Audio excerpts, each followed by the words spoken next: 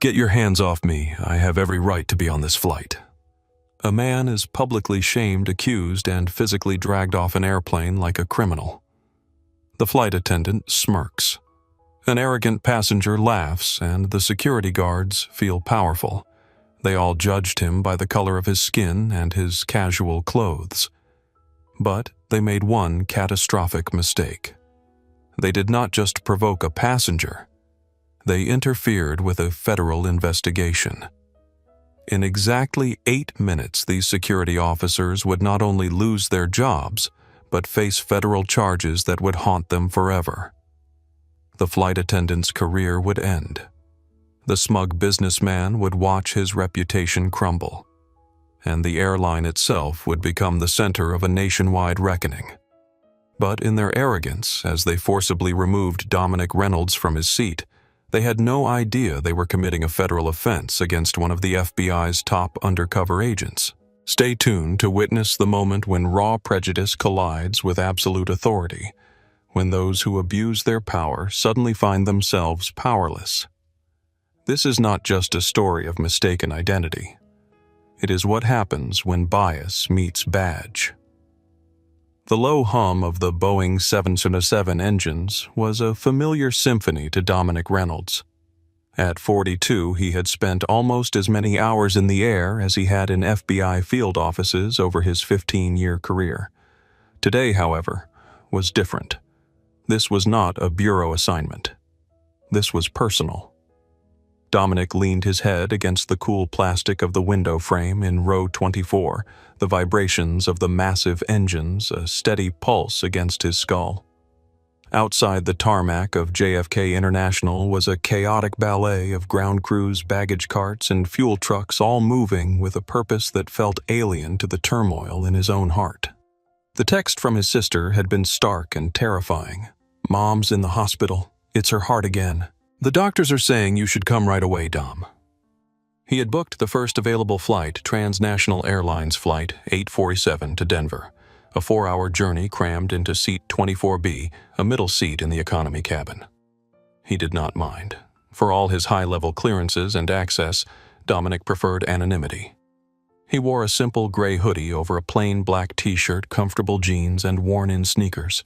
He carried a single, unassuming black backpack that held little more than a change of clothes, his phone charger, and the tools of his trade, which remained unseen and unmentioned.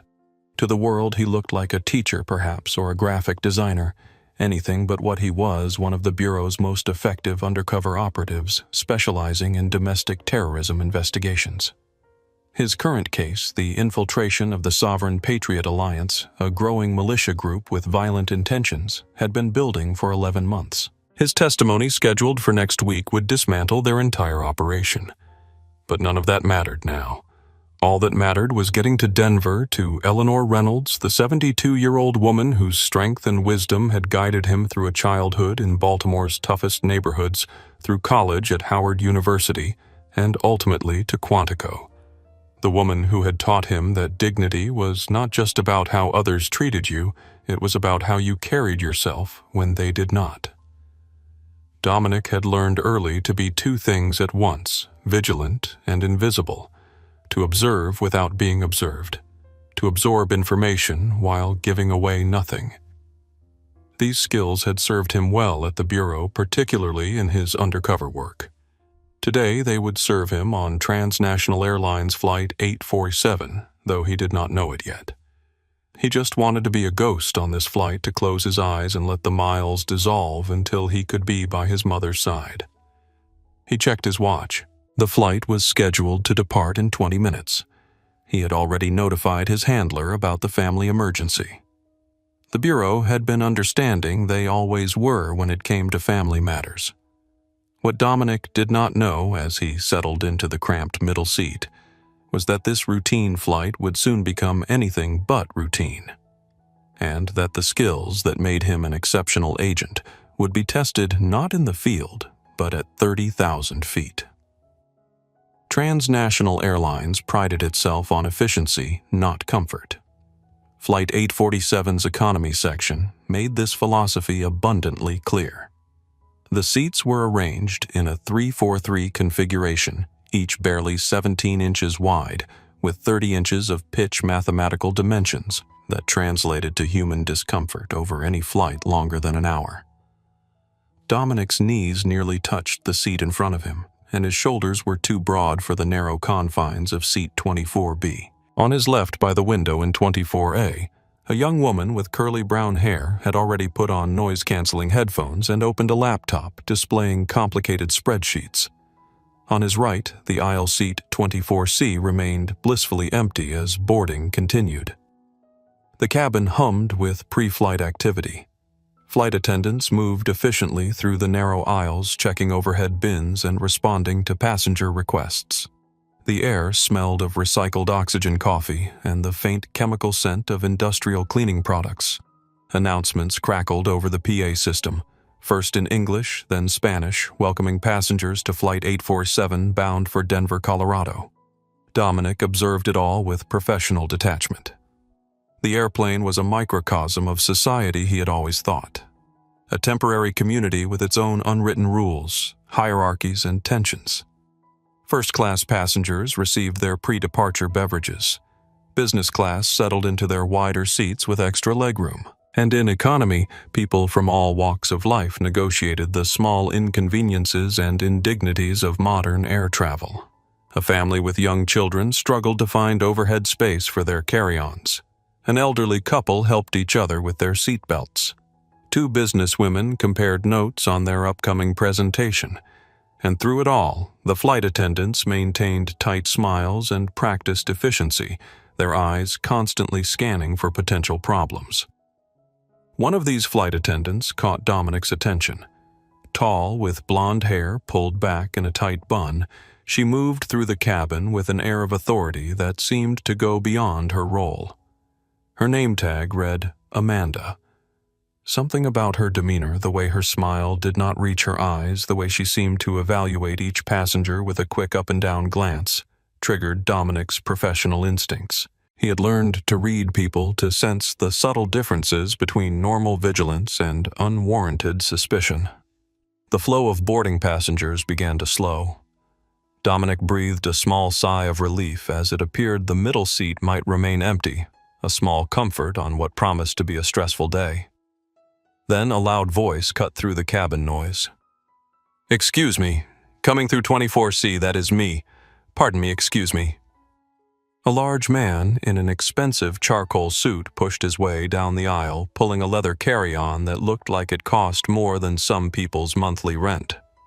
He stopped at Dominic's row, glancing at the seat numbers, then at Dominic with poorly disguised disappointment. "Guess we are going to be neighbors," the man said, not really to Dominic, but to the air between them. Dominic nodded politely and shifted slightly to allow the man room to sit. As he did, he caught Amanda the flight attendant watching their interaction with unusual interest, her gaze lingering a beat too long. The plane as a temporary society was about to reveal its darker dynamics. And Dominic Reynolds, trained to notice patterns and anticipate threats, was already sensing the first subtle signs of trouble.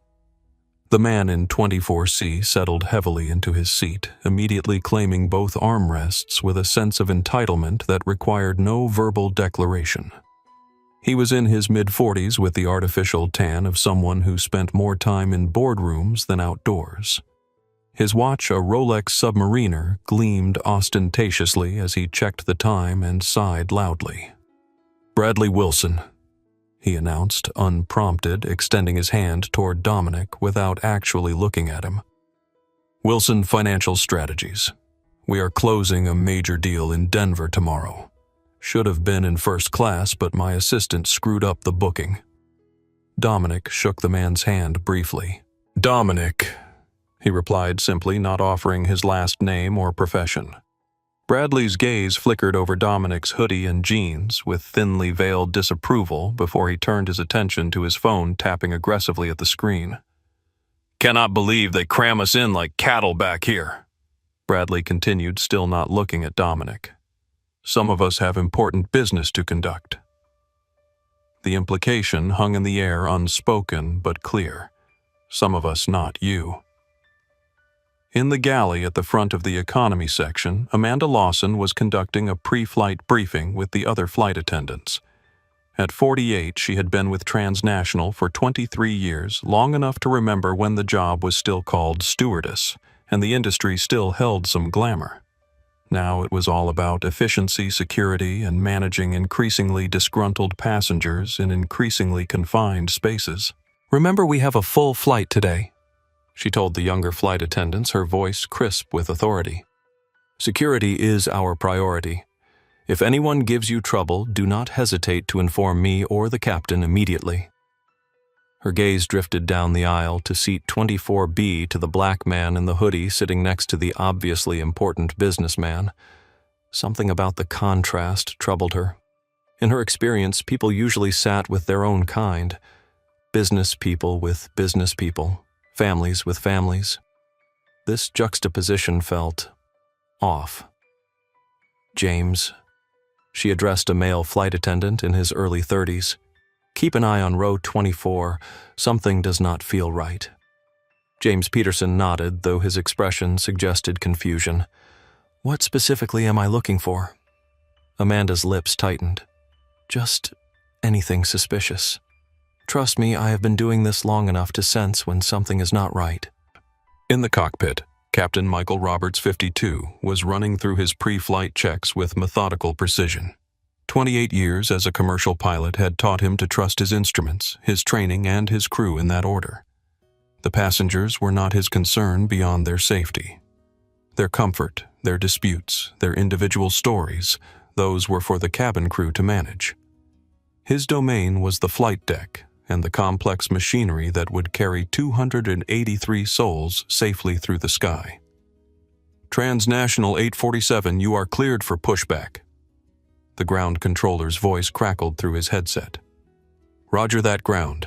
Transnational 847 commencing pushback." Captain Roberts responded, his voice reflecting the practiced calm that had carried him through thousands of flights. He did not know that this routine flight would soon test his judgment in ways no simulator ever could. That within hours his decision-making would be scrutinized by federal authorities and millions of social media users. That his commitment to crew authority would collide catastrophically with justice. As the plane began to push back from the gate, the final antagonists in this unfolding drama were still going about their duties at Kansas City International Airport, unaware that Flight 847 would make an unscheduled stop that would change their lives forever. Security officers Trevor Mitchell and Javier Ramirez were conducting a routine patrol of Terminal B. At 38, Trevor was a former military police officer who brought the rigid authority of that role to airport security. His partner, 32-year-old Javier, was newer to the job, but eager to prove himself, perhaps too eager. Both men operated with the unquestioning certainty that their authority was absolute within the airport's boundaries. "Anything interesting today?" Javier asked as they walked. "Hopefully not," Trevor replied. "Interesting means paperwork." Neither man could have predicted the mountain of paperwork and federal charges that awaited them in just a few hours' time. Back on Flight 847, the engines roared to life, pushing Dominic Reynolds deeper into his seat. Beside him, Bradley Wilson continued his loud phone conversation, despite the announcements to switch devices to airplane mode. In the galley, Amanda Lawson watched row 24 with narrowing eyes. And somewhere over the American heartland, the inevitable collision of prejudice and justice began its countdown. "Sir, your bag needs to be completely under the seat for takeoff." The sharp voice cut through the cabin noise, causing several passengers to look up. Amanda Lawson stood in the aisle, her gaze fixed on Dominic Reynolds, her smile a rigid formality that did not soften her tone. Dominic glanced down at his backpack, which was already pushed as far under the seat in front of him as the metal supports would allow. "It is," he replied calmly, meeting her gaze. "No, sir. It needs to be completely under the seat," Amanda repeated, speaking with exaggerated slowness, as if addressing someone who might have trouble understanding English. "It is a federal regulation." Dominic noticed that the businessman next to him had a briefcase protruding much further into the legroom space, yet Amanda's attention remained fixed solely on him.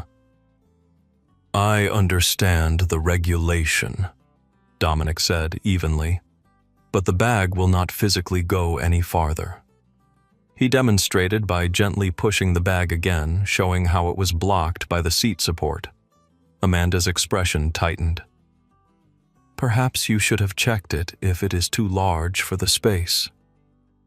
3 rows ahead, a white passenger had a duffel bag nearly twice the size of Dominic's backpack, with half of it extending into the legroom space.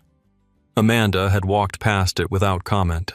"The bag meets carry-on requirements," Dominic stated not argumentatively but factually.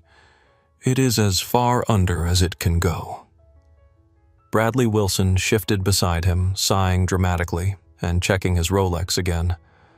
"Some people just do not understand the rules," he muttered loud enough for both Dominic and Amanda to hear. Amanda's expression flickered with something, perhaps appreciation for the support, perhaps something else, before she returned her attention to Dominic. "I am going to have to insist, sir," she said, her tone hardening further. The woman in 24A, whose bag was positioned exactly like Dominic's, pulled off her headphones, a crease forming between her brows as she observed the interaction. "Is there a problem?" she asked, glancing between Dominic and Amanda. "No problem," Dominic replied quietly. "Just a misunderstanding about baggage placement."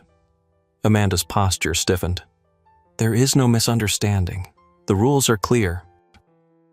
Dominic maintained his calm demeanor, years of training in high-pressure situations serving him well. He knew this interaction was not about the bag. It was about establishing authority about someone seeing a black man in casual clothes and making assumptions. "I'm happy to check with the captain if there is a question about the regulation," he offered reasonably.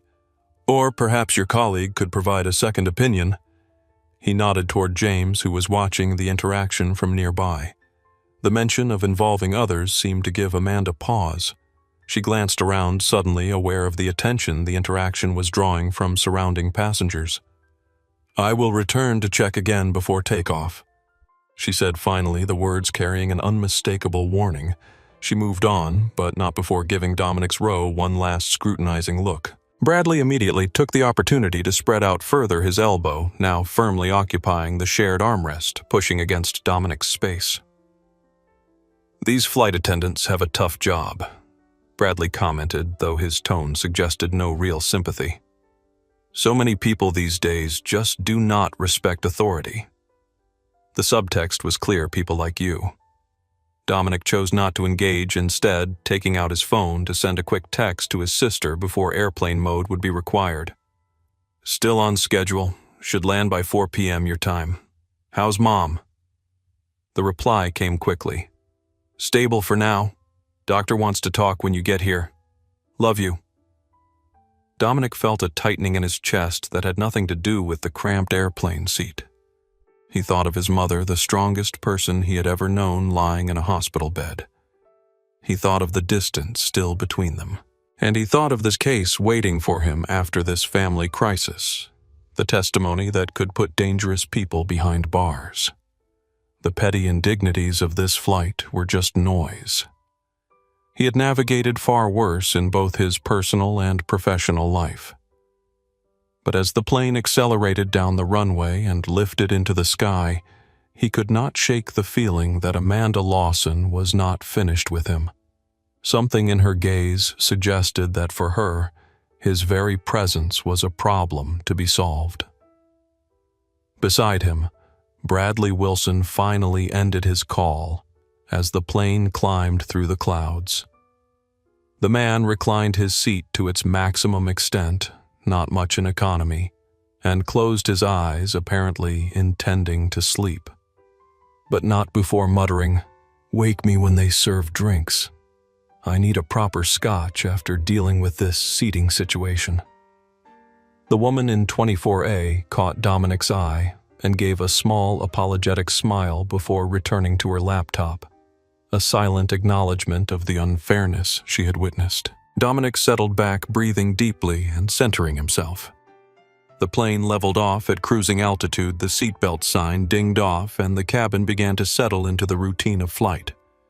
But the undercurrents of tension remained invisible but present, like the high-altitude turbulence that sometimes caught planes unaware. 45 minutes into the flight, the beverage service began. The familiar rattle of the cart moving down the aisle brought passengers out of their individual bubbles of entertainment and reading. Amanda Lawson was working the cart on the left side of the plane, while James Peterson handled the right. Dominic observed the routine with practiced detachment. Amanda maintained her professionally rigid smile for most passengers, occasionally engaging in brief pleasantries with some, particularly the business travelers and well-dressed older passengers.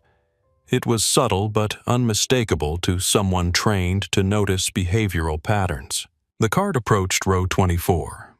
By now, the woman in 24A, who had introduced herself as Sarah Goldstein, a data analyst traveling for a conference, had put away her laptop and lowered her tray table. Bradley Wilson had awakened from his short nap and was checking his watch and phone with theatrical impatience. Amanda served Sarah first. "What would you like to drink?" "Sparkling water with lime, please," Sarah replied. Amanda handed her the drink and a napkin with a practiced efficiency, then turned to Bradley. "And for you, sir?" Bradley straightened importantly. "Do you have Macallan, or at least Johnny Walker Black?" "I am sorry, sir. We have Jim Beam or Jack Daniels in economy," Amanda replied, her tone genuinely apologetic. Bradley sighed dramatically. "Jack Daniels, then. Neat with ice on the side." "Of course, sir." Amanda quickly prepared his drink with special attention, even providing 2 packets of pretzels without being asked. She then began to move the cart forward, completely skipping Dominic. "Excuse me," Dominic said politely. "I have not been served yet." Amanda paused, turning back with a look of mild surprise as if she had genuinely forgotten him, though he sat directly between the 2 passengers she had just served. "Oh, what would you like?" Her tone was notably cooler. "Coffee black, please," Dominic replied. Amanda's eyes narrowed slightly. "Have you been drinking today, sir?" The question hung in the air, unexpected and inappropriate. Bradley glanced over with sudden interest. Sarah stopped with her water midway to her lips. "No," Dominic answered calmly, though he felt a familiar tension rising. "Just coffee, thank you." "You seem agitated." Amanda continued, her voice carrying enough to draw attention from nearby rows. "We have a responsibility not to serve passengers who may have been drinking before the flight." Dominic had not raised his voice, had not made any aggressive movements, had done nothing but request the same service every other passenger was receiving. "I have not been drinking," he repeated, his voice level. "I would just like coffee like any other passenger." Amanda held his gaze for a long moment, then poured the coffee with deliberate slowness, placing it on his tray table without a napkin. Some of the hot liquid sloshed over the edge of the cup. "Be careful," she said in a tone that held no actual concern. "It is hot." Bradley smirked beside him, taking a satisfied sip of his Jack Daniels. "Maybe stick to soft drinks next time, buddy," he said, his voice low but deliberately audible to those around them. Sarah Goldstein's expression had shifted from surprise to discomfort, and then to something harder recognition of the injustice playing out beside her.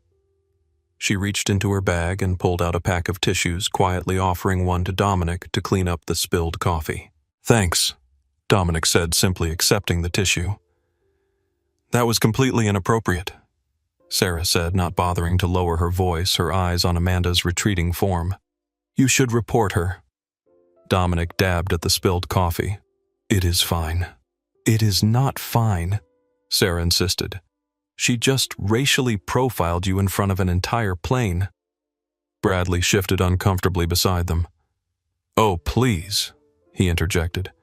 "Not everything is about race. Maybe he just looked tired and she was being cautious." He emphasized the word tired with a hint of innuendo. Sarah turned to him, her academic demeanor giving way to genuine anger. She served you alcohol without question. She did not even give him a napkin with his coffee. Look, Bradley said, lowering his voice but intensifying his tone. Some of us just know how to conduct ourselves on a flight, okay? It is not the flight attendant's fault if certain people give off vibes. Vibes? Sarah repeated incredulously. What exactly are you implying? Dominic remained silent, watching the interaction with the same observational detachment he had cultivated over years of undercover work. He was documenting patterns, filing away behaviors and responses. This was not just about a coffee or a napkin. It was about how quickly assumptions could escalate, how prejudice could hide behind policies and procedures. Further down the aisle, Dominic noticed Amanda in a hushed conversation with James, both occasionally glancing toward row 24. James seemed to be disagreeing with something Amanda was saying, his body language suggesting reluctance. Dominic sipped his coffee and turned his attention to the window to the endless blue sky beyond the glass. He thought of his mother, who had faced far worse indignities with unwavering dignity. He thought of his training, which had taught him to recognize when a confrontation served his objectives and when it did not. Today, getting to Denver served his objectives. Everything else was a distraction. But as the beverage service concluded and the flight continued, Dominic could feel Amanda's attention returning to him periodically like a searchlight seeking a target. The first major confrontation had passed, but it had established a pattern, and in both his personal and professional experience, patterns tended to intensify before they broke. Ladies and gentlemen, as we are experiencing some light turbulence, the captain has turned on the fasten seatbelt sign. Please return to your seats if you are up and about and ensure your seatbelts are securely fastened. All electronic devices should be in airplane mode for the duration of the flight. The announcement echoed through the cabin as the plane encountered a patch of rough air, causing minor vibrations that rippled through the structure. Most passengers complied, automatically checking their devices or shifting them to airplane mode if they had not already done so. Dominic's phone was already properly configured, had been since before takeoff, and now rested in his pocket. He had finished his coffee and, despite the unpleasantness of the service interaction, had managed to read several chapters of the novel he had brought along. Bradley Wilson, however, had spent the last 20 minutes on his phone loudly conducting what appeared to be a business call despite the regulations against it. Listen, Thompson, I do not care what their offer is. We go in at 20% under not a penny more. They are desperate. By this time tomorrow we will own their entire catalog of properties. His voice carried through the cabin, drawing irritated glances from several passengers trying to rest or work. The plane hit another pocket of turbulence, slightly stronger this time. The overhead bins rattled. A few passengers gasped, but Bradley continued his call unabated, apparently believing himself exempt from both physics and airline regulations. Amanda Lawson moved purposefully down the aisle, ostensibly checking that all passengers were complying with the seatbelt sign. She passed at least 3 other passengers who were clearly using their phones, 2 texting, and 1 possibly on a silent video call with nothing more than a gentle reminder gesture. When she reached row 24, her demeanor shifted. She walked past Bradley, who was still loudly discussing negotiation tactics, and stopped directly beside Dominic's seat. "Sir, your phone needs to be in airplane mode immediately." Her tone was sharp, authoritative, and loud enough to draw attention. Dominic looked up at her, momentarily confused, since his phone was in his pocket. "My phone is in airplane mode," he replied calmly. "It has been since takeoff." "I can see you using it, sir." Amanda's voice rose slightly. "It is a federal violation to use cellular service while in flight." Sarah Goldstein looked up from her book, frowning at the accusation she knew to be false. Dominic had been reading quietly beside her for the past half hour, his phone nowhere in sight. "My phone is in my pocket," Dominic said, maintaining his composure. He slowly reached into his pocket and withdrew the device, holding it up to show the airplane mode icon clearly displayed at the top of the screen. "As you can see, it is in compliance with regulations." Amanda's expression tightened, a flicker of something, perhaps embarrassment, perhaps anger at being contradicted, crossing her features. But instead of acknowledging her error, she doubled down. "You must have just switched it," she insisted. "I saw you using it a moment ago." "That is not true," Sarah interjected, unable to remain silent in the face of such a blatant falsehood. "He has been reading his book for at least half an hour. His phone has been in his pocket." Amanda's gaze snapped to Sarah, then back to Dominic. "I do not appreciate your attitude, sir." "I do not have an attitude," Dominic replied evenly. "I am simply clarifying that my device is in compliance as requested." All the while, Bradley Wilson continued his loud business call, now discussing how to squeeze out the minority stakeholders in some real estate venture, his voice carrying over the entire exchange. Amanda seemed to notice Bradley's call for the first time, or at least to acknowledge it publicly. She turned to him with a markedly different tone. "Sir, if you could please finish your call soon. We are experiencing turbulence and all devices should be in airplane mode." The contrast was stark. No accusations, no immediate demands, just a polite request couched in the gentlest possible terms. Bradley gave her a dismissive wave. Yeah, almost done. Critical business call." He made no move to end the conversation. Amanda nodded with a tight smile and turned back to Dominic, her expression hardening again. "I will be watching your compliance, sir. Further violations could result in a report to the captain."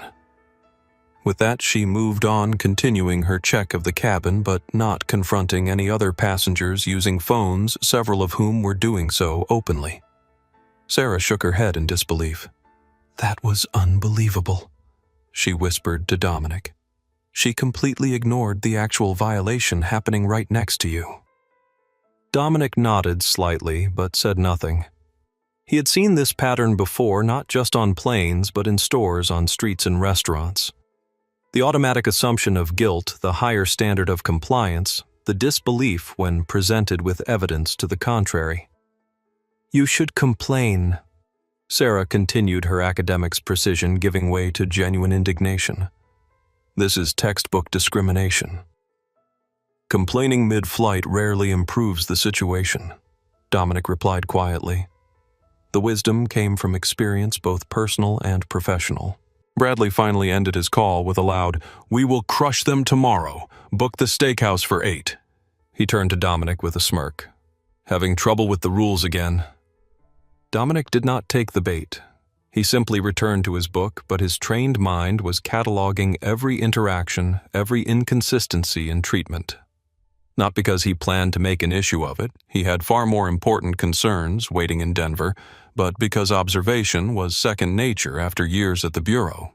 What he did not realize yet was that Sarah Goldstein had quietly slipped her phone from her bag and, keeping it below the level of the seat in front of her, had begun to record. Not for social media or public consumption, but as a private record of what she was witnessing. "Just in case," she murmured when she caught Dominic noticing. "This is not right." The plane continued its journey westward, the turbulence eventually subsiding. But the atmosphere in row 24 remained charged with an invisible tension, the accumulated static of bias looking for a place to discharge. 2 hours into the flight, the seatbelt sign finally switched off after an extended period of turbulence.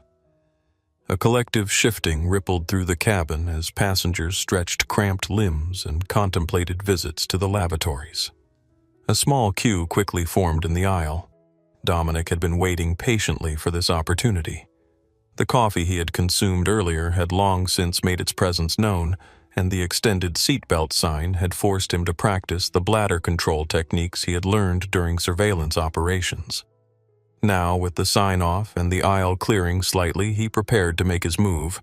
He turned to Bradley. "Excuse me, I need to get out."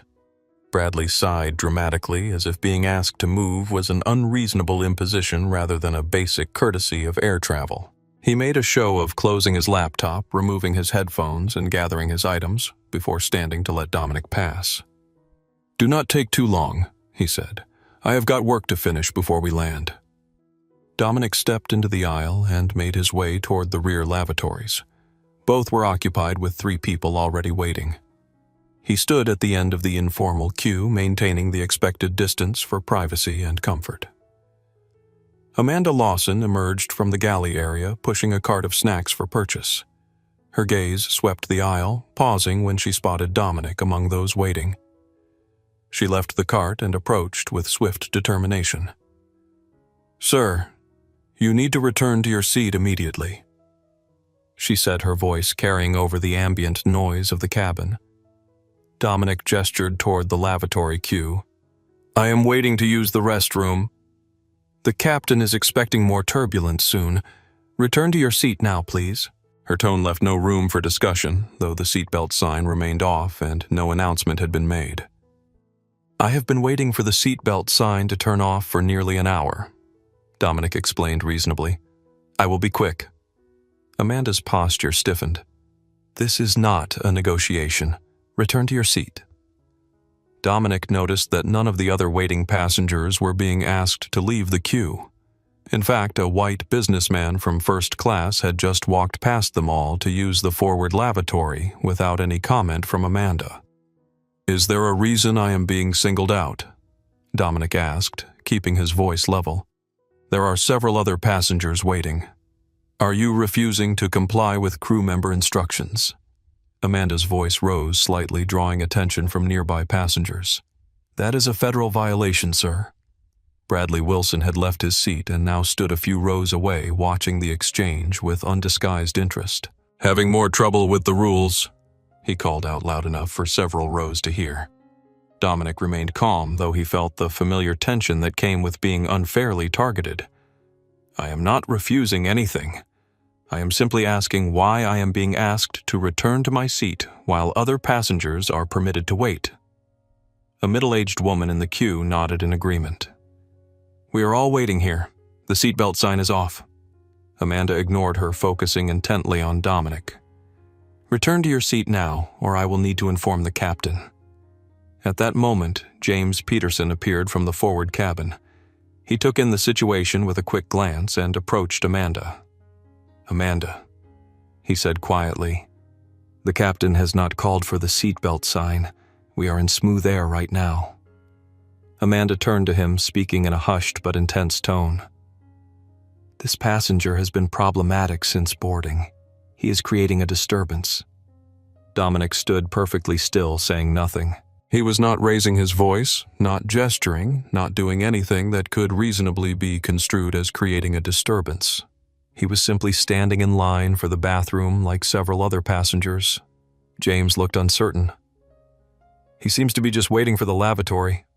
"Trust me," Amanda insisted. "I have been doing this job since before you were in high school. I know when someone is going to be a problem." The lavatory door opened and the next passenger in line entered. The queue moved forward. Dominic remained where he was, caught in an absurd standoff over one of the most basic human needs.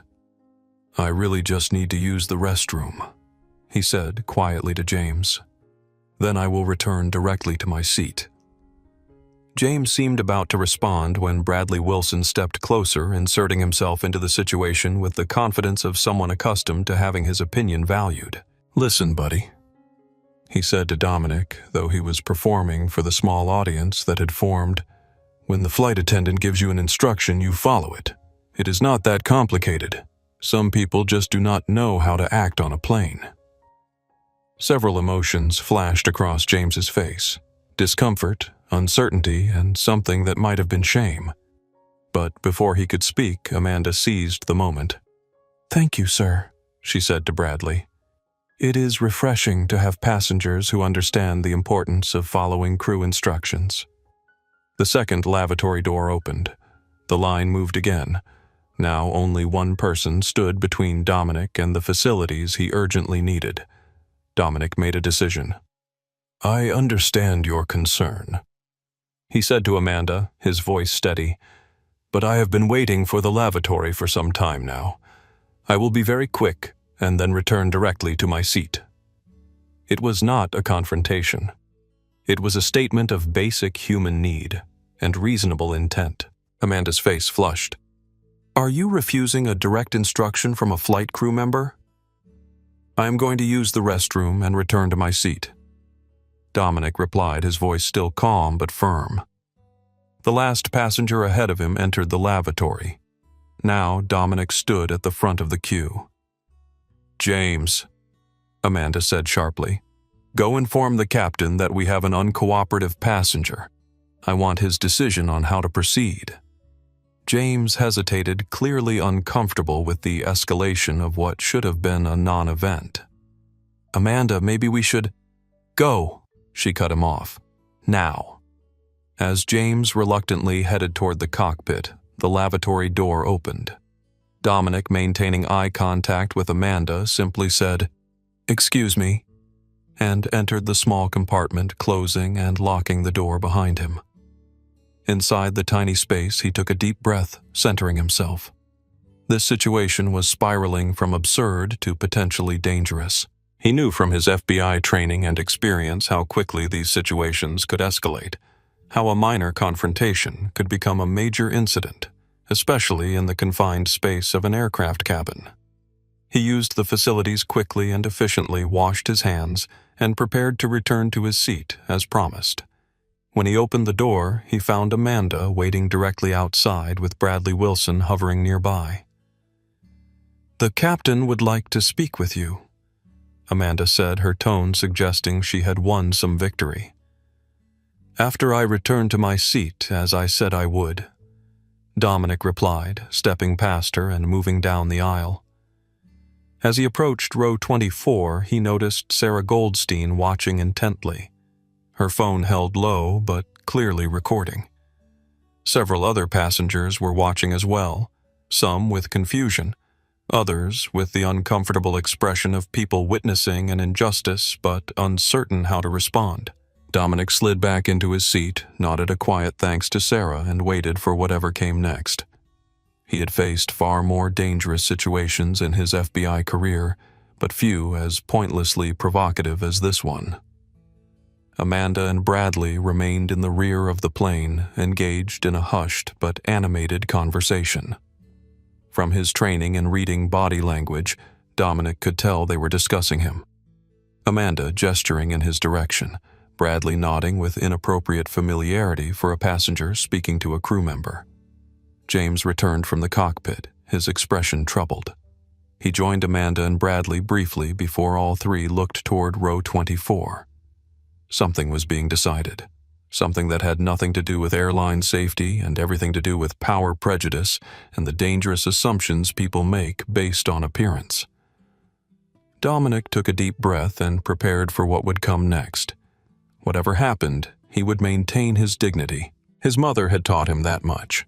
The FBI had taught him the rest: how to observe, document, and when necessary, respond to unjust provocation. The real conflict was about to begin. "Attention passengers!" Captain Roberts' voice came through the cabin speakers, unusually formal.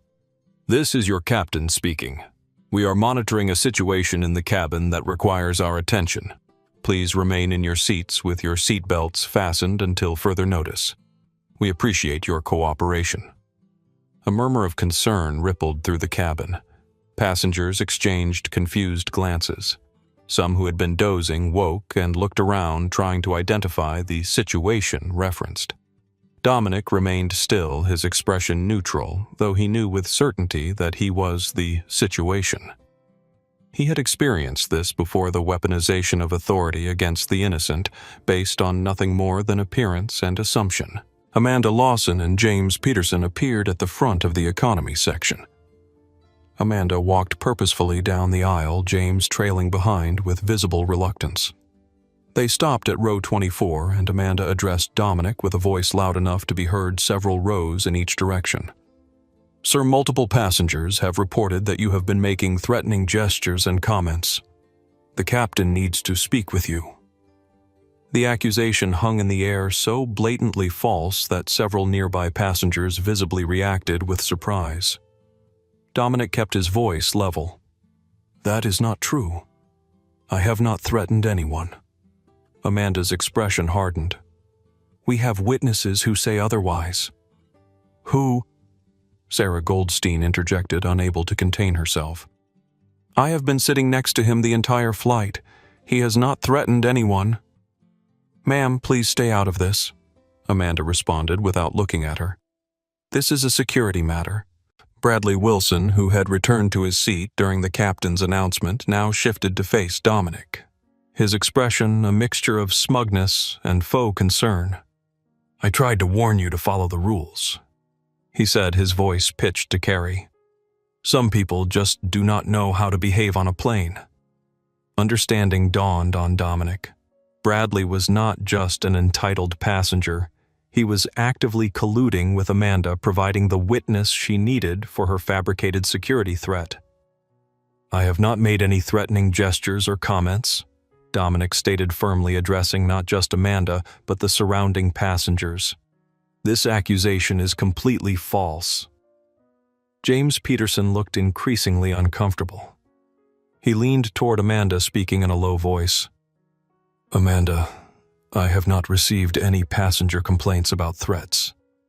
Amanda turned to him sharply. I received them directly, and as senior crew member I have already informed the captain. More passengers were watching now, some confused, some concerned, some recording discreetly with their phones. The atmosphere in the cabin had shifted from the usual mild discomfort of economy travel to something more tense, the collective sensing of injustice unfolding. The captain has made a decision. Amanda continued, focusing on Dominic again. For the safety of everyone on board, we will be making an unscheduled landing to have you removed from the flight. The words hit like a physical blow. Dominic thought of his mother in the hospital waiting for him. He thought of the critical hours being lost. He thought of the profound injustice of what was happening.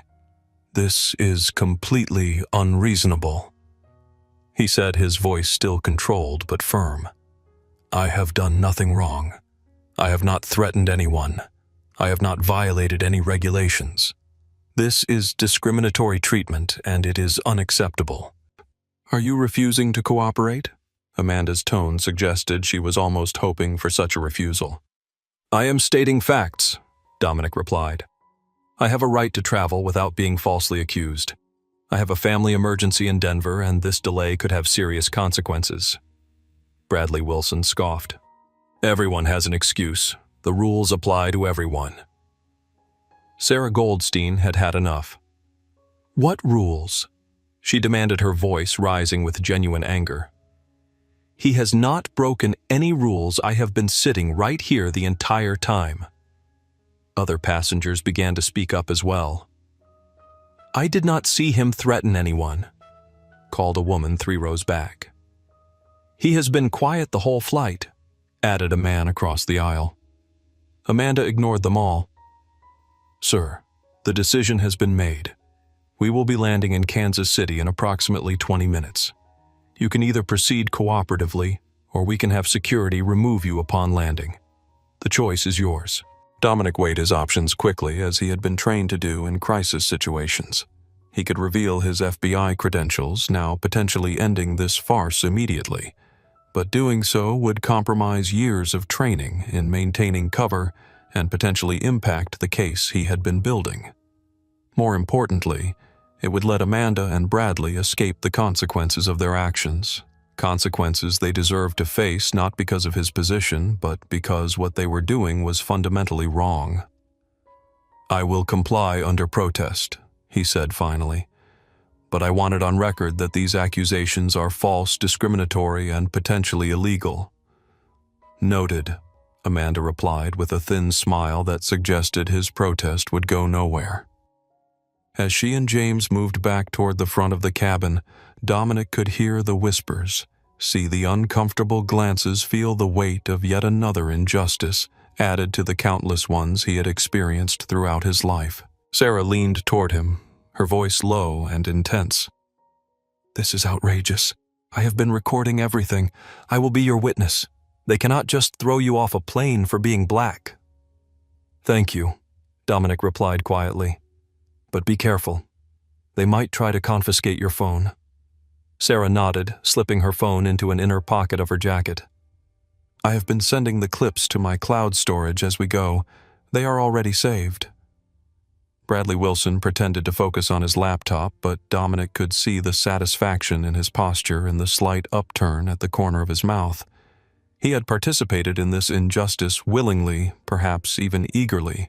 In his world, people like Dominic were problems to be removed, obstacles to be cleared from his path. The plane began its descent toward Kansas City. Dominic looked out the window at the approaching ground, at the distance still to Denver, at the delay that could mean missing crucial hours with his mother. A cold anger settled in his chest, not the kind that clouded judgment, but the kind that clarified it. The kind that had fueled his decision to join the FBI in the first place, to work within the system to change it. In exactly 18 minutes, everything would change. Amanda Lawson, Bradley Wilson, Captain Roberts. None of them knew what was coming. None of them understood that in trying to remove a perceived problem, they had created one far beyond their imagination. The wheels touched down on the Kansas City runway with a screech of rubber on concrete. Dominic Reynolds prepared himself for what would come next. "Ladies and gentlemen, this is Captain Roberts. We have landed at Kansas City International Airport to address a security situation. Please remain seated with your seatbelts fastened. Local authorities will be boarding to assist with the situation. We apologize for the inconvenience and expect to resume our journey to Denver shortly." The announcement was met with a mixture of sighs, groans, and whispers throughout the cabin. Many passengers glanced toward row 24, having figured out from the earlier confrontation who the situation involved. Dominic sat perfectly still, his expression revealing nothing of his thoughts. Years of undercover work had taught him how to maintain composure when every instinct urged action. He was calculating, assessing, planning not just for his immediate situation, but for the accountability that would follow. The plane taxied to a remote stand, rather than a gate, a procedure typically reserved for genuine security threats. Through the window, Dominic could see 2 airport security vehicles approaching with lights flashing. Amanda Lawson appeared at the front of the cabin again, standing with a straight-backed authority as she addressed the passengers. "We apologize for this unscheduled stop," she announced. "Airport security will be boarding to remove a disruptive passenger. The rest of you will continue to Denver once this matter is resolved. We appreciate your patience." Her gaze fixed on Dominic as she spoke a subtle but unmistakable public identification of the disruptive passenger in question. Sarah Goldstein shook her head in disgust. "This is a complete abuse of power," she said loudly enough for nearby rows to hear. "He has not disrupted anything." Bradley Wilson turned to her with a condescending smile. "Maybe you missed something while you were working on your little spreadsheets. The professionals have made their decision." "What professionals?" Sarah shot back. "The flight attendant who has been targeting him since takeoff, or the businessman who thinks he owns the plane." A smattering of murmurs suggested some passengers agreed with her assessment. Others looked away uncomfortably, the bystander effect in full force, recognizing an injustice but unwilling to involve themselves. Captain Roberts emerged from the cockpit, a tall man with the confident bearing of someone accustomed to unquestioned authority. He conferred briefly with Amanda, who pointed toward row 24. The captain nodded and approached. "Sir," he addressed Dominic directly, "I have been informed of multiple disturbances you have caused during this flight. For the safety of all passengers, you will be deplaning here in Kansas City." Dominic met his gaze steadily. "Captain, I have caused no disturbances. These accusations are fabricated and discriminatory. I have a family medical emergency in Denver that cannot wait." The captain's expression remained impassive. "I understand you may feel that way, but my crew's assessment is what guides my decision. Airport security is boarding now to escort you off the aircraft."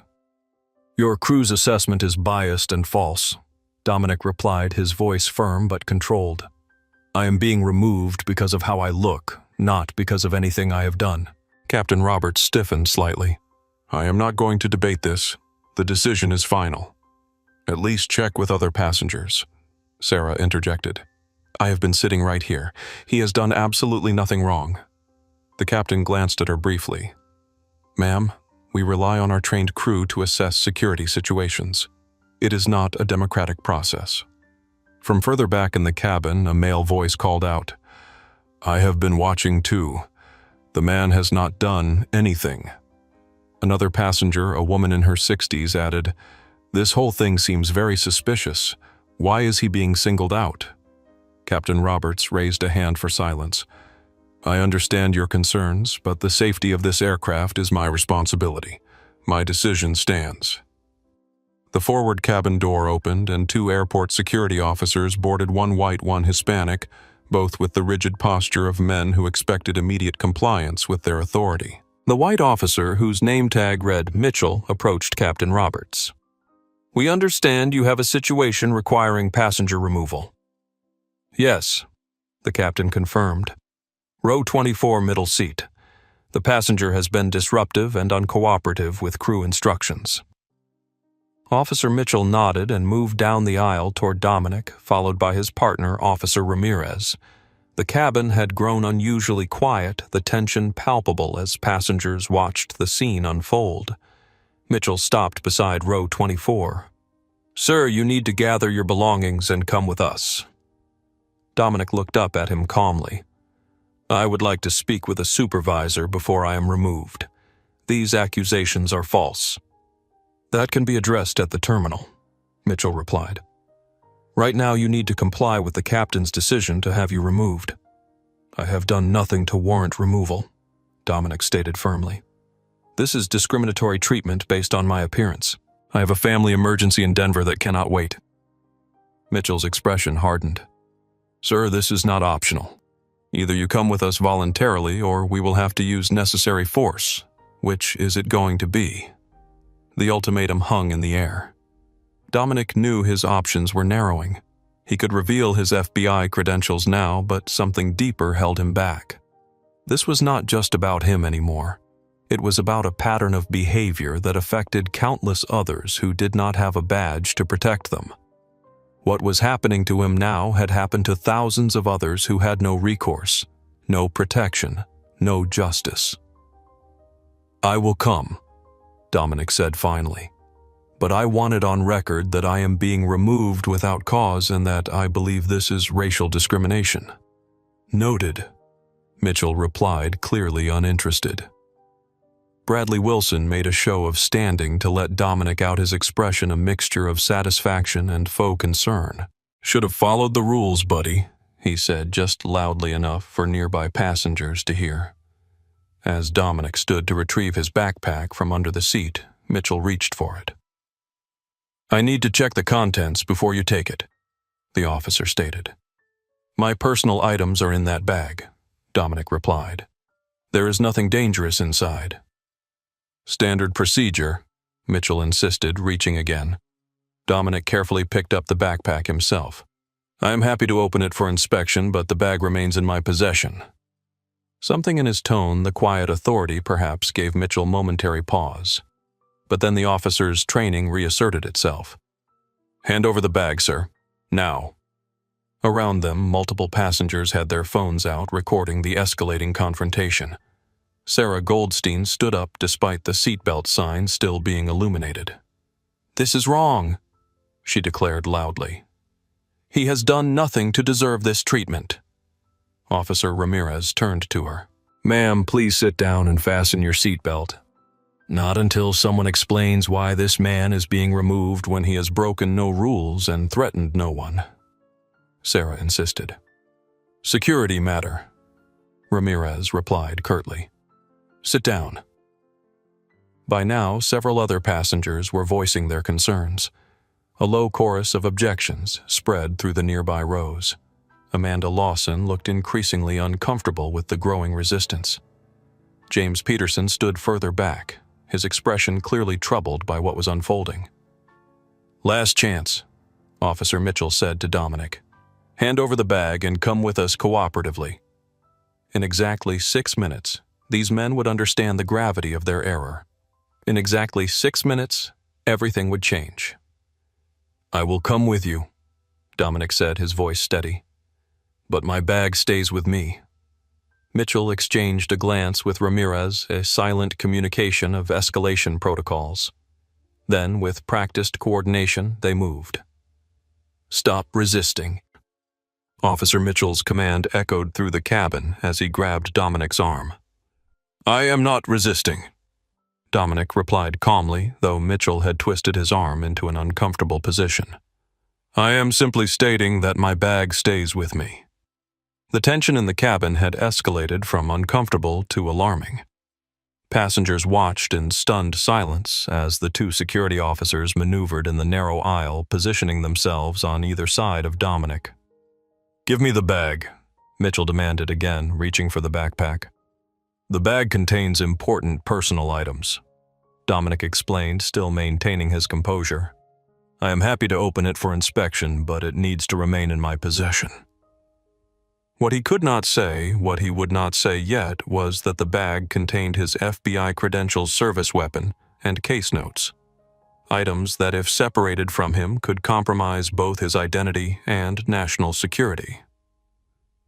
"That is it," Mitchell declared. "Ramirez, take control of his other arm. We are doing this the hard way." Ramirez hesitated momentarily, perhaps sensing that something about this situation was not following the expected pattern.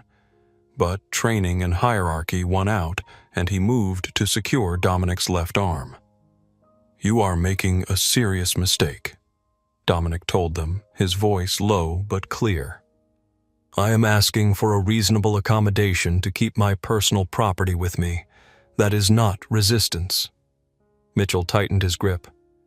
"In my experience, people who say we are making a mistake are usually the ones who have made the mistake themselves." Throughout the confrontation, Dominic had not raised his voice, had not made any aggressive movements, had simply stated his right to maintain possession of his personal property, a right any passenger would expect, particularly when being removed from a flight under dubious circumstances. The first phones had started recording the moment the security officers boarded. Now nearly every passenger within sight had a device pointed at the unfolding scene. In the digital age, injustice had witnesses, thousands of them, potentially millions, once the footage spread. "I want to speak to your supervisor before this continues," Dominic said, still maintaining remarkable calm despite the escalating physical confrontation. "You can talk to whoever you want once we are off this plane," Mitchell replied.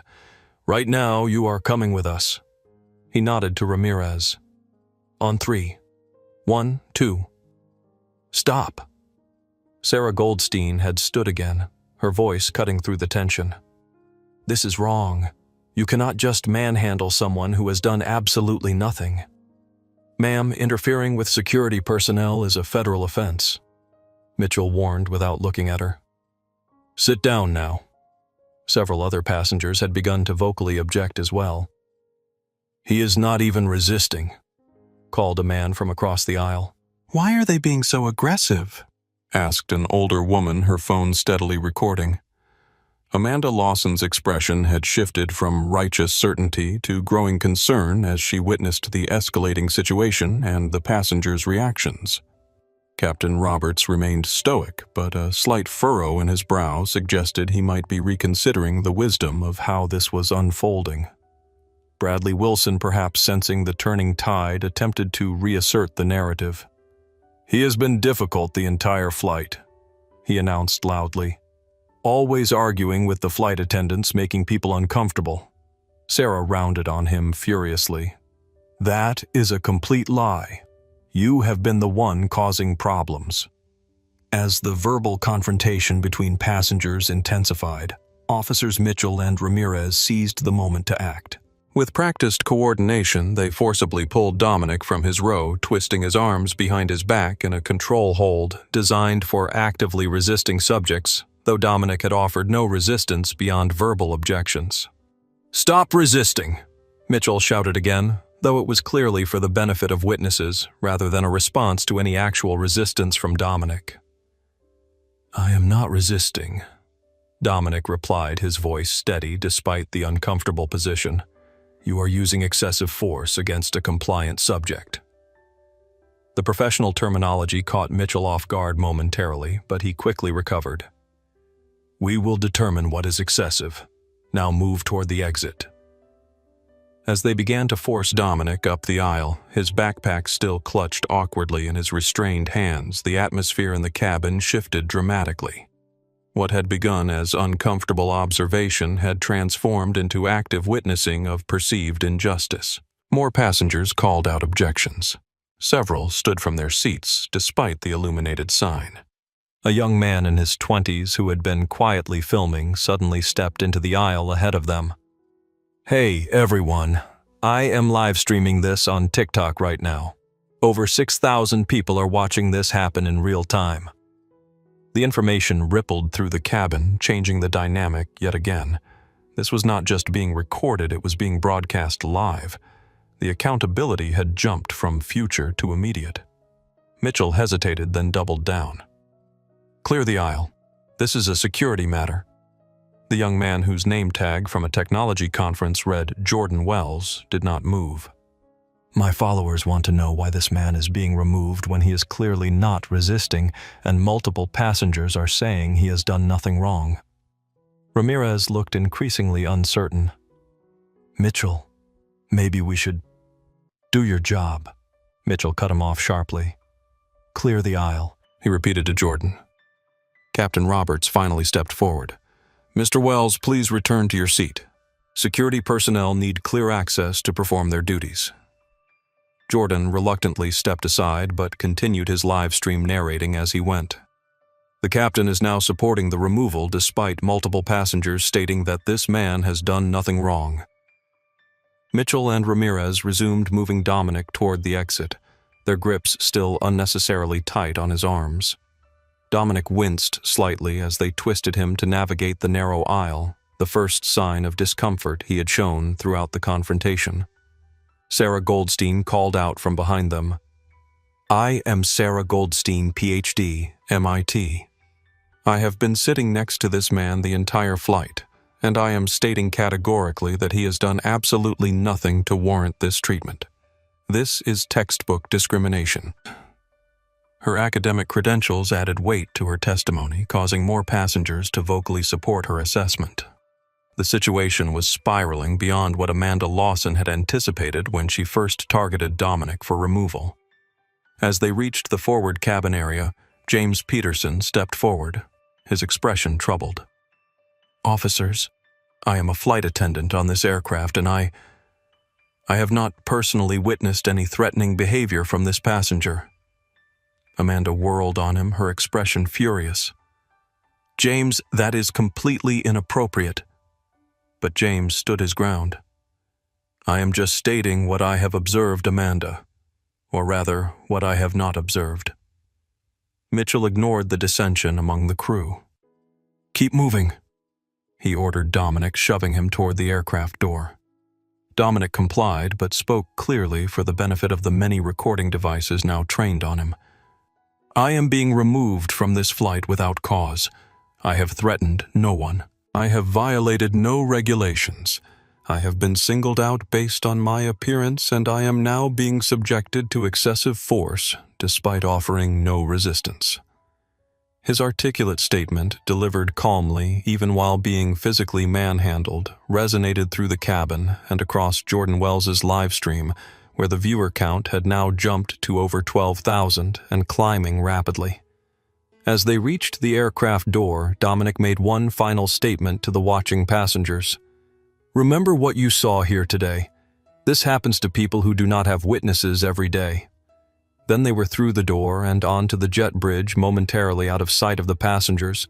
But now facing a new audience, the terminal was visible through the glass walls of the jet bridge where dozens of travelers had stopped to watch the unusual spectacle of a man being forcibly removed from an aircraft. Mitchell and Ramirez maintained their tight hold on Dominic's arms as they moved him along the jet bridge toward the terminal. Mitchell reached again for the backpack. I will take that now. No, Dominic replied simply. The bag stays with me. Mitchell's face flushed with anger at the continued defiance of what he perceived as his absolute authority. That is it. Put him on the ground, Ramirez. We are doing this by the book. In exactly 2 minutes, everything would change. But first, Dominic Reynolds would experience the full measure of unwarranted force that countless others had faced before him, those without badges, without witnesses, without recourse. The difference was that Dominic knew exactly what was coming next, and he was ready. "Down on the ground now." Officer Mitchell's command echoed through the jet bridge as he applied a pain compliance technique to Dominic's wrist, attempting to force him to his knees. Dominic, despite the shooting pain, remained upright through sheer determination. "This is unnecessary force," he stated, his voice strained but controlled. "I am not resisting." Mitchell increased the pressure, twisting Dominic's arm further behind his back. "On the ground, or it gets worse." Ramirez looked increasingly uncomfortable with the escalation but maintained his hold on Dominic's other arm, caught between professional obligation and growing doubt about the situation. Through the glass walls of the jet bridge, passengers in the terminal had stopped to watch, many with phones raised to record the confrontation.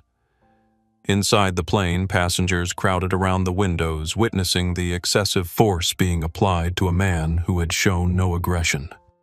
With a final violent twist, Mitchell succeeded in forcing Dominic to his knees.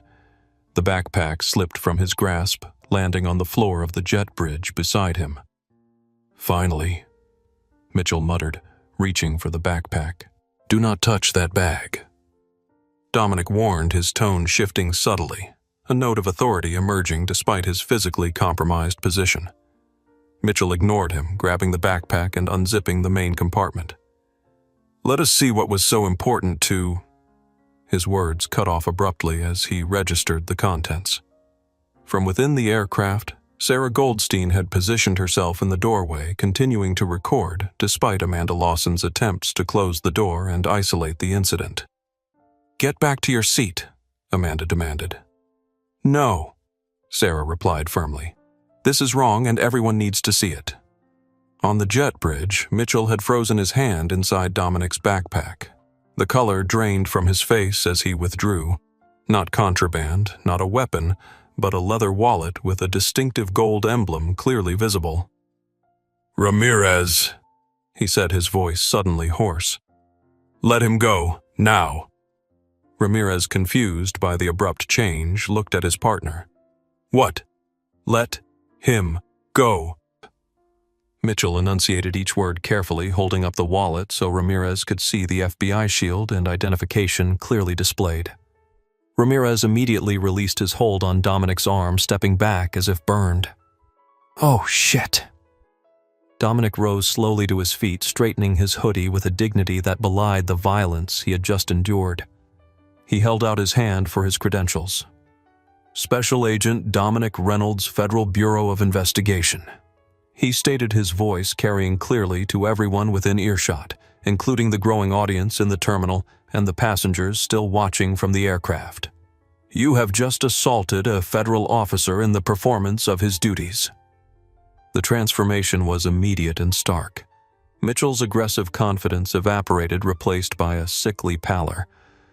Ramirez took another step back, his hands visibly trembling. We were just following orders," Mitchell stammered. "The captain requested removal." "Following orders is not a defense for using excessive force against a compliant subject," Dominic replied, his professional training now fully evident in his speech and bearing, particularly when that subject is a federal agent. He reached into his pocket and withdrew his phone, tapping the screen to end a recording that had been running since the initial confrontation on the aircraft. "Every moment of this incident has been documented, from the initial false accusations through to the assault you just committed." Through the aircraft door, Amanda Lawson watched in horror as the situation she had instigated spiraled completely beyond her control. Captain Roberts stood behind her, his face ashen, as he processed the implications of what had just occurred. Bradley Wilson had pushed his way to the front of the curious passengers, but now his expression of smug satisfaction had transformed into one of dawning terror as he realized the magnitude of what he had participated in. Dominic secured his credentials and turned to face the aircraft door where the crew and several passengers were still watching. His voice carried easily across the space. "Captain Roberts, I need to speak with you immediately regarding the decision to remove a federal officer from this aircraft based on false accusations. Officer Mitchell. Officer Ramirez, do not leave this area. Additional federal agents will be arriving shortly to take your statements and review your body camera footage." As if on cue, the terminal doors opened and two professionally dressed individuals, a woman and a man, approached with purposeful strides. The woman, about 40 and Hispanic, took immediate control of the situation. "Special Agent Sofia Rivera, FBI Kansas City Field Office," she announced, displaying her credentials. "We received an alert about an agent in distress." Her gaze swept over the scene, taking in Dominic's disheveled appearance, the security officer's evident distress, and the audience of witnesses. "It appears we arrived just in time." The man with her stepped forward. "Special Agent William Taylor," he introduced himself. "Agent Reynolds, are you injured?" "Minor wrist strain from an inappropriate control technique," Dominic replied. "Nothing serious." Rivera nodded, then turned to the security officers. "Officers Mitchell and Ramirez, I need your body cameras and service weapons immediately. You are being temporarily relieved of duty pending investigation of assault on a federal officer." Mitchell looked as though he might protest, but one glance at Dominic's composed expression and the growing crowd of witnesses silenced whatever objection he had been about to make. Wordlessly, he removed his body camera and service weapon, handing them to Agent Taylor. Ramirez quickly did the same. "Agent Taylor will escort you to a secure area for preliminary questioning," Rivera instructed. "Do not discuss this incident with each other or attempt to contact anyone about it until you have been formally interviewed." As Taylor led the subdued officers away, Rivera turned her attention to the aircraft door, where Captain Roberts and Amanda Lawson stood frozen in a tableau of dawning consequences. "Captain Roberts, Ms. Lawson, you will also need to provide statements regarding your decision to remove Agent Reynolds from this flight. Please, step onto the jet bridge." The captain moved forward mechanically, his professional demeanor cracking under the weight of what had just occurred. Amanda followed, her earlier confidence replaced by visible dread. Inside the aircraft, passengers were openly discussing what they had witnessed, many still recording. Jordan Wells's TikTok live stream had now reached over 50,000 viewers, with comments flooding in faster than they could be read. The story was spreading in real time, beyond anyone's ability to contain it. Bradley Wilson attempted to slip away, moving toward the back of the crowded passengers, but Sarah Goldstein spotted him. "And do not forget Mr. Wilson," she called out loudly. "He provided false testimony about threats that never happened."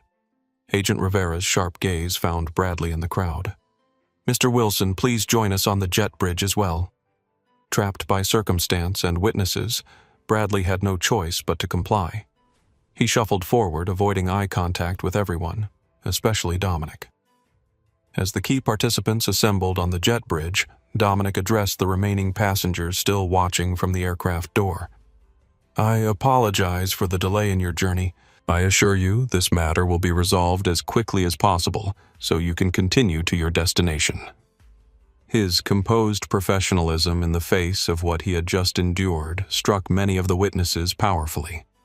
Here was a man who had been wrongfully accused, forcibly removed, and physically assaulted, yet maintained both his dignity and concern for others. Agent Rivera conferred briefly with Dominic, then addressed Captain Roberts. "Captain, your passengers will need to deplane temporarily while we secure statements from key witnesses.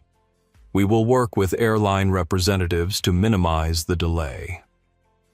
Captain Roberts nodded stiffly, the full weight of the situation settling on him like a physical burden. "I will make the announcement." As Roberts returned to the aircraft to inform the passengers, Dominic turned to face Amanda Lawson and Bradley Wilson directly. His expression was not angry or triumphant. It was something more powerful, the calm certainty of justice in progress. "You did not see a federal agent," he said quietly. "You saw a black man in a hoodie, That is not just your mistake, that is your bias. And today, that bias just cost you everything." The words hung in the air, simple but devastating in their truth. Amanda seemed to physically shrink under their weight. Bradley looked away, unable to meet Dominic's gaze. The reckoning had begun. FBI, step back. Agent Rivera's authoritative command created an immediate perimeter around the group on the jet bridge. The terminal spectators, many still recording with their phones, quickly complied while maintaining their digital witness. Dominic Reynolds stood at the center of this unprecedented scene, his FBI credentials now displayed openly around his neck, the reality of his identity creating a seismic shift in the power dynamics that had defined the previous confrontation. Officer Mitchell remained pale, his earlier bravado replaced by the 1,000-yard stare of someone whose career was flashing before his eyes. Beside him, Officer Ramirez could not stop nervously adjusting his uniform as if physical composure might somehow mitigate the professional disaster unfolding around him. "Agent Reynolds," Rivera addressed him with professional courtesy, "could you provide a brief summary of the events leading to this situation?" Dominic nodded, his composure remarkable given the circumstances. "I boarded transnational Flight 847 as a passenger traveling to Denver for a family medical emergency. Throughout the flight, I was subjected to a pattern of discriminatory treatment by senior flight attendant Amanda Lawson, supported by passenger Bradley Wilson." Amanda flinched at the direct naming, but did not interrupt. This included false accusations about my behavior, disparate enforcement of flight regulations, and ultimately fabricated claims of threatening behavior used to justify my removal from the aircraft. Captain Roberts authorized the removal based solely on these false claims without seeking corroboration from other passengers or crew members. Captain Roberts's jaw tightened, but he too remained silent as the summary continued. "Upon landing in Kansas City, Officers Mitchell and Ramirez boarded the aircraft and proceeded to remove me using excessive force, despite my verbal compliance and lack of resistance. When I maintained possession of my backpack, which contains my service weapon and case files related to an active federal investigation, Officer Mitchell escalated to pain compliance techniques. The assault continued on the jet bridge until my FBI credentials were discovered." Rivera nodded, taking in the information with professional detachment. "We will need detailed statements from everyone involved. Agent Taylor is already setting up in a private area of the terminal." Through the glass walls of the jet bridge, the scene had drawn considerable attention. Passengers waiting at nearby gates pressed against windows. Airport staff had gathered at the periphery whispering among themselves. And most significantly, the digital audience continued to grow exponentially as Jordan Wells's live stream was now being picked up by social media aggregators and news outlets. "He is FBI? Are you serious?" The exclamation came from a passenger who had just deplaned and overheard Dominic's summary. Others followed their reactions, a mixture of shock, vindication, and dawning outrage on his behalf. "They dragged an FBI agent off the plane for being black," someone asked incredulously. "I told you he was not doing anything wrong." Sarah Goldstein's voice carried from the group of deplaning passengers. "I was sitting right next to him." The narrative was solidifying in real time, shaped by eyewitness accounts and the undeniable visual of Dominic's FBI credentials against his casual attire, the stark contrast between appearance and reality that had triggered the entire incident. Bradley Wilson, perhaps sensing the tide of public opinion forming against him, attempted to salvage his reputation. "I simply reported what I thought was suspicious behavior," he said loudly enough for those nearby to hear. "In today's security climate, if you see something, say something, right?" Dominic turned to him, his gaze level. "Mr. Wilson, you fabricated claims of threatening behavior that never occurred. That is not vigilance, that is filing a false report, and as you are about to learn, that has serious legal consequences." Bradley's attempted justification withered under the weight of Dominic's calm certainty. Amanda Lawson, whose 2 decades of experience in the airline industry were rapidly becoming worthless as the magnitude of her error became clear, finally found her voice. This is a terrible misunderstanding. She began, her tone shifting to conciliatory. Agent Reynolds, if I had known you were FBI— That is precisely the problem, Ms. Lawson. Dominic interrupted, his voice level but firm. You should not need to know I am FBI to treat me with basic dignity and fairness. The same rules should apply to everyone regardless of their appearance or position. The truth of his statement resonated through the growing crowd of witnesses. This was not just about one man's experience, it was about a pattern so pervasive that even a federal agent could become its victim. Agent Rivera, recognizing the situation was becoming a public spectacle, moved to regain control. We need to continue this in a more private setting. Captain Roberts, please ensure all passengers are deplaned in an orderly fashion. They will be directed to a waiting area where airline representatives can address their concerns about the flight delay. Roberts nodded stiffly and returned to the aircraft to manage the evacuation.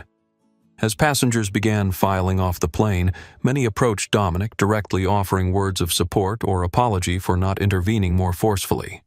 Sarah Goldstein handed him her business card. I have everything recorded, she assured him. MIT stands behind its data, and I have plenty. Jordan Wells, still live streaming, approached with the confidence of someone who knew they were capturing a viral moment. Agent Reynolds, my followers want to know what happens next. Will there be consequences for this clear case of discrimination? Before Dominic could respond, Agent Rivera stepped between them. Mr. Wells, while we appreciate your documentation of this incident, we need to conduct a proper investigation before discussing potential consequences. Could you please end your live stream now? Jordan hesitated, clearly reluctant to relinquish his growing audience. Dominic addressed him directly. Mr. Wells, your footage may be important evidence in ensuring accountability. But right now I need to focus on the investigation and, more importantly, getting to my family emergency in Denver. The mention of the family emergency, which many viewers had forgotten in the drama of the badge reveal, instantly changed the tone. Jordan nodded, understanding the human dimension beyond the viral content. All right, everyone. I am ending this stream now out of respect for Agent Reynolds' privacy. But remember what we witnessed today. This is what happens when we judge people based on appearance rather than actions. With that, Jordan finally ended the live stream that had, unbeknownst to him, already been clipped, shared, and reshared across multiple platforms, reaching hundreds of thousands of viewers. As the jet bridge cleared of passengers, Dominic found himself facing the core group responsible for his ordeal: Amanda Lawson Bradley, Wilson, Captain Roberts, and the security officers. The power dynamic had completely inverted. Those who had wielded authority against him now stood powerless before federal jurisdiction.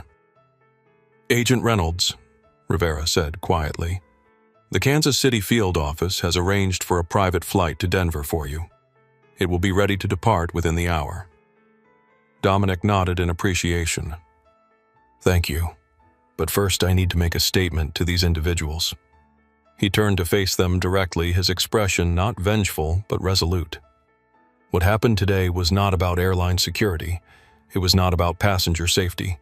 It was about seeing a black man in casual clothes and making assumptions about who he was and what he was capable of. Those assumptions led to a cascading series of decisions that violated my rights, subjected me to public humiliation, and physically endangered me. He let the words sink in before continuing.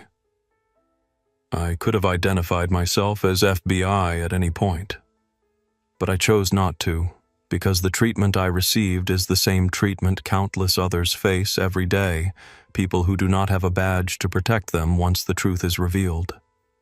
People who do not have the weight of a federal agency behind them when seeking justice.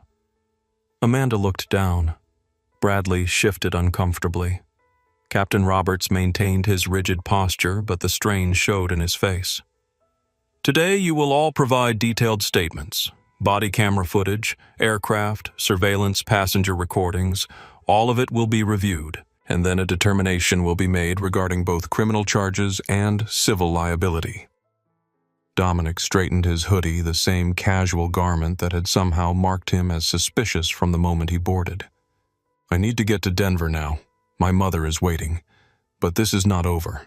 What happened today will have consequences not just for you personally, but for the structures and attitudes that made it possible. With that, he turned to Agent Rivera. I am ready to proceed to Denver now. As Dominic walked away, escorted by Rivera toward the terminal, he left behind a group of people whose lives had just fundamentally changed. They had attempted to exercise power over someone they judged as powerless. In doing so, they had walked straight into a reckoning none of them had seen coming. Behind them, through the glass walls of the jet bridge, dozens of phones remained pointed in their direction. The digital witnesses ensuring that what had happened here today would not be buried, ignored, or forgotten. The story was already spreading across social media platforms with the speed and force of a wildfire. Hashtags forming and multiplying, Tired FBI on board, flying, while black, lush bias in the air. The revelation of Dominic's true identity was not just a moment of personal vindication. It was the beginning of a much larger conversation, one that would eventually reach boardrooms, training facilities, and policy discussions across the entire airline industry. Clear the area, FBI business.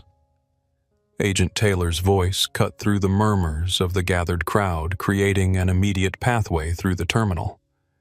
The authority in his tone and the visible FBI credentials produced an instant response that contrasted sharply with the resistance Dominic had faced just minutes earlier. Dominic walked beside Agent Rivera, their matched strides and professional demeanor forming a visible unit that commanded respect without requiring demands. Behind them, Officers Mitchell and Ramirez followed under Taylor's supervision, their earlier swagger replaced by the subdued posture of men facing potential federal charges. Amanda Lawson, Bradley Wilson, and Captain Roberts brought up the rear of this unusual procession, flanked by additional airport officials who had arrived to manage the situation. The contrast was stark. The same man who had been forcibly removed from his seat now led the way, while those who had orchestrated his removal followed like chastened schoolchildren. In a private conference room off the main terminal, the Kansas City Airport Director Thomas Hernandez awaited them. His expression reflected the gravity of the situation. An FBI agent assaulted on his watch, a major airline involved, and social media already ablaze with footage. Agent Reynolds, he greeted Dominic with appropriate deference. On behalf of the Kansas City International Airport, I want to express our deepest apologies for this inexcusable incident. Dominic acknowledged the apology with a brief nod. I appreciate that, Director Hernandez. Right now, my priority is continuing to Denver as soon as possible. I have a family emergency that cannot wait. Of course, Hernandez replied. We have a private aircraft standing by at Terminal C. My staff will escort you there immediately. Rivera interjected. Before Agent Reynolds departs, we need brief preliminary statements from everyone involved. The full investigation will continue after his departure. Dominic checked his watch, calculating the time lost, and what remained before he could reach his mother's hospital bedside. I can provide my statement now, but it needs to be expedited. The next 30 minutes unfolded with the efficiency that federal authority could command when necessary. Dominic delivered a concise but detailed account of the events, his training evident in the precision of his recall. Time-specific statements, exact descriptions of physical interactions. His professional testimony stood in sharp contrast to the nervous, self-justifying accounts that followed from Amanda Bradley and the others. Throughout this process, the power shift remained visibly evident. Those who had wielded authority against Dominic now deferred to him, their body language revealing their recognition of the catastrophic error they had made. Amanda Lawson's voice trembled as she attempted to explain her actions. I was just following our security protocols. Passenger behavior that seems unusual or potentially threatening needs to be reported. I did not mean for it to escalate like this. Ms. Lawson. Dominic responded evenly. At what point did I exhibit threatening behavior? Be specific. she faltered. Well, there was a general sense of uncooperativeness. That is not a specific behavior, Dominic pointed out. Try again. Amanda's composure cracked further. You questioned my instructions about your bag. You argued about using the lavatory. I stated facts about my bag's position. I asked why I alone was being prohibited from using the lavatory when others were permitted to do so. Neither constitutes threatening behavior. I felt threatened, she insisted weakly. By what specific action? The silence that followed spoke volumes. There had been no threatening action, only the perception of threat created by bias. Bradley Wilson, recognizing the quicksand he had wandered into, attempted a strategic retreat. I may have misinterpreted certain interactions, he offered carefully. In the confined space of an aircraft, perceptions can be distorted. Mr. Wilson, Dominic addressed him directly, you specifically claim to have witnessed threatening gestures from me. What exactly did you see? Bradley's gaze dropped to the table. I might have overstated my observations. That is not an answer. What specific threatening gestures did you witness? After another uncomfortable silence, Bradley admitted, I did not actually see any threatening gestures. So you provided false information that led to a federal agent being forcibly removed from an aircraft, Dominic summarized. That is a federal offense, Mr. Wilson. The color drained from Bradley's face as the legal implications of his actions began to sink in. Captain Roberts, maintaining more composure than his colleagues, addressed his role directly. I made my decision based on crew reports, which is standard procedure. If those reports were inaccurate, then my decision was fundamentally flawed. I accept responsibility for not seeking additional verification. Dominic acknowledged this with a nod. It was not exoneration, but at least it was an honest assessment. Officer Mitchell attempted to justify his use of force. We were responding to a reported disruptive passenger. Our protocols dictate— I am familiar with airport security protocols, Dominic interrupted. They do not include pain compliance techniques for non-resistant subjects. They do not include ignoring verbal statements of compliance, and they certainly do not include assaulting a federal officer. Mitchell fell silent, his defense collapsing under the weight of Dominic's expertise and the damning body camera footage that would soon be reviewed. As the preliminary statements concluded, Director Hernandez approached Dominic. Agent Reynolds, your transportation to Denver is ready. An airport representative will escort you directly to the aircraft. Dominic stood gathering his backpack, the same one that had been the source of so much unnecessary conflict. Agent Rivera, Agent Taylor, I trust you will ensure a thorough investigation. Absolutely, Rivera assured him. And Director Mueller has been briefed on the situation. The Bureau stands fully behind you. This reference to the FBI director sent a visible ripple through the room. The incident had already escalated to the highest levels of federal law enforcement. As Dominic prepared to leave, Bradley Wilson made one final desperate attempt to mitigate his circumstances. Agent Reynolds, he called out, I want you to know that I have great respect for the FBI and the important work you do. This was all a terrible misunderstanding. Dominic turned to face him directly. Mr. Wilson, this was not a misunderstanding. This was bias in action. And what you are experiencing now, the fear, the uncertainty about your future, the sense that your fate rests in someone else's hands, that is what countless people feel every day when they are judged not by their actions, but by their appearance. He let the words hang in the air for a moment before continuing. The difference is that most of them do not get the satisfaction of seeing justice served. They do not get to watch as those who wronged them face consequences. They simply have to absorb the injustice and move on. Remember that feeling you have right now, Mr. Wilson. It might be the most valuable lesson you ever learn. With that, Dominic left the room, following the airport representative toward his waiting transportation. Behind him, he left a group of people confronting not just the professional and legal consequences of their actions, but the moral reckoning that comes with having one's biases exposed in the harsh light of justice. The authority had shifted completely. The badge had been revealed. And now, as Dominic Reynolds finally continued his journey to Denver, the full weight of federal accountability began to descend on those who had misjudged him so catastrophically. This is a Category 1 incident. Special Agent Sofia Rivera declared to the assembled team at the Kansas City Field Office's mobile command unit, which had been rapidly deployed to the airport. We have an assault on a federal officer, obstruction of justice, and potential civil rights violations. The response had escalated with remarkable speed. What had begun as a routine flight removal had transformed into a multi-agency federal investigation within minutes of Dominic Reynolds revealing his FBI credentials. In the executive conference room of Terminal B, now converted into a temporary FBI command center, Rivera addressed the key personnel assembled. Agent Taylor will lead the evidence collection team. All digital footage, aircraft, surveillance, body cameras, passenger recordings needs to be secured immediately. Nothing gets deleted. Nothing disappears. Taylor nodded, already coordinating with technical specialists who were gathering digital evidence from airport security systems and reaching out to passengers who had recorded the incident. Agent Patel, Rivera continued, turning to a forensic specialist.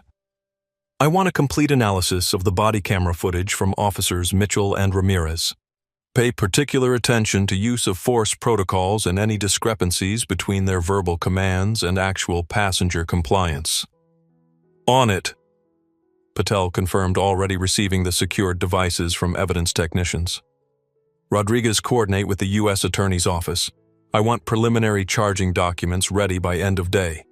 The Bureau Director has made it clear this incident will receive the full attention and resources of the FBI.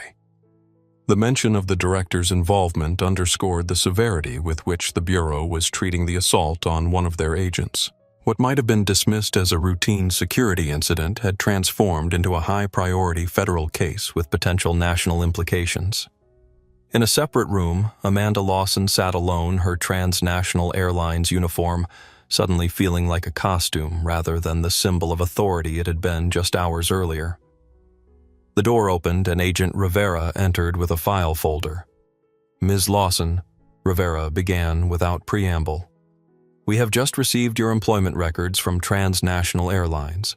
23 years of service, multiple commendations for attention to security protocols, and, she paused opening the folder, 17 passenger complaints specifically citing discriminatory treatment based on race, ethnicity, or religious appearance. Amanda's expression crumbled. Those complaints were investigated and dismissed by the airline. Yes, they were. That is part of what we will be examining, whether transnational has a pattern of dismissing valid discrimination complaints without proper investigation. I was just doing my job, Amanda insisted, though with less conviction than before. Security is our priority. Security is indeed a priority, Rivera agreed. But security based on actual behavior, not assumptions tied to appearance. The evidence suggests you targeted Agent Reynolds from the moment he boarded, despite no behavioral indications of threat.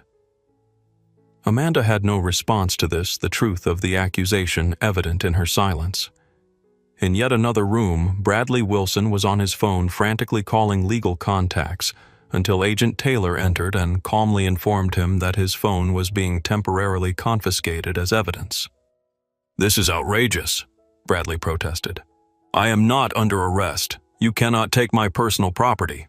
Mr. Wilson, you are a material witness in a federal investigation, and potentially a subject of that investigation regarding false statements leading to the assault of a federal officer. Your communications regarding this incident are evidence. You can either surrender your phone voluntarily, or we can obtain a warrant and arrest you for attempted evidence tampering. Bradley's face paled as he realized the seriousness of his situation. Wordlessly, he handed over the device. Captain Roberts sat stoically in his interview room, his decades of command experience evident in his composed demeanor. When Agent Rivera entered, he addressed her directly. "I have provided my statement about the decision-making process that led to the removal request. I accept full responsibility for not verifying the claims made by my senior flight attendant." Rivera studied him carefully. "Captain Roberts, this is not just about one decision. Transnational Airlines has had 7 similar incidents in the past 2 years. Passengers of color removed from flights based on subjective assessments of threatening or disruptive behavior with no objective evidence to support those assessments." "I was not aware of that pattern," Roberts replied, his professional facade showing its first crack. "As captain, you have final authority over who remains on your aircraft. Have you received any training specifically addressing unconscious bias in security assessments?" Roberts hesitated. "We have general diversity awareness modules in our annual training, nothing specific to security decisions." Rivera made a note in her file. "That will be relevant to the broader investigation into airline practices." Back in the main command center, the investigation was expanding beyond the individuals directly involved. Special Agent in Charge Davidson had arrived from the Kansas City field office and was briefing Rivera on the broader implications. "The Bureau Director sees this as potentially significant beyond the individual case," Davidson explained. "There is interest in examining whether this represents a wider pattern of discriminatory security practices in the airline industry. Agent Reynolds' experience provides a unique opportunity to document these practices from the inside." Rivera nodded. "The social media aspect adds another dimension. Jordan Wells's TikTok livestream had over 200,000 viewers by the time it ended. Clips are already circulating across all major platforms. The hashtag #FBIOnboard is trending nationally." "That is actually useful," Davidson noted. "It creates public pressure for accountability and makes it harder for anyone to sweep this under the rug." "What about Agent Reynolds?" Rivera asked. "He is en route to Denver now." "Yes, private bureau aircraft. He will arrive at Denver International in approximately 45 minutes. Local field office will provide whatever support he needs for his family situation." Davidson paused. "The director also made it clear that while the Bureau will pursue this case vigorously, Reynolds' family emergency takes precedence. No demands on his time until he indicates he is ready." "Understood," Rivera confirmed. The operation continued to unfold with the precision and thoroughness that characterized FBI investigations. Evidence was collected and catalogued. Witnesses were interviewed and their statements recorded. The legal groundwork for potential charges was established. Meanwhile, in the terminal, passengers from Flight 847 were being reaccommodated on other flights to Denver. Many were still discussing what they had witnessed, sharing their recordings, comparing their observations. The story continued to spread across social media news outlets, beginning to pick up on the trending hashtags and piece together the extraordinary series of events. Sarah Goldstein had just completed her formal witness statement when she was approached by a transnational airlines representative offering a first-class seat on the next flight to Denver and a travel voucher for future use. "No, thank you," she replied firmly. "I will take the next flight, but I do not want any special treatment from your airline. What I want is assurance that you are addressing the discriminatory behavior I witnessed today." The representative, clearly unprepared for this response, stammered something about taking all feedback seriously before retreating to handle less principled passengers. As the FBI response continued to unfold at Kansas City International Airport, Dominic Reynolds was crossing the Colorado state line, the private bureau aircraft beginning its descent toward Denver. His thoughts had already shifted from the confrontation behind him to the hospital room ahead to Eleanor Reynolds, the woman who had taught him to maintain his dignity in a world that too often denied it. The badge had been revealed. Justice was in motion. But for Dominic, the most important journey was just about to begin. As Dominic Reynolds hurried through the corridors of Rocky Mountain General Hospital, the consequences of the incident on Flight 847 were already reverberating across multiple lives and institutions, creating shockwaves that would only grow stronger in the days to come. At Kansas City International Airport, Director Hernandez called an emergency press conference to address the situation that had exploded across social media and was now being covered by major news networks. Flanked by airport security officials, notably missing officers Mitchell and Ramirez, he faced a barrage of questions from reporters. "The airport has placed the involved officers on administrative leave pending a full investigation," Hernandez announced, his tone grave.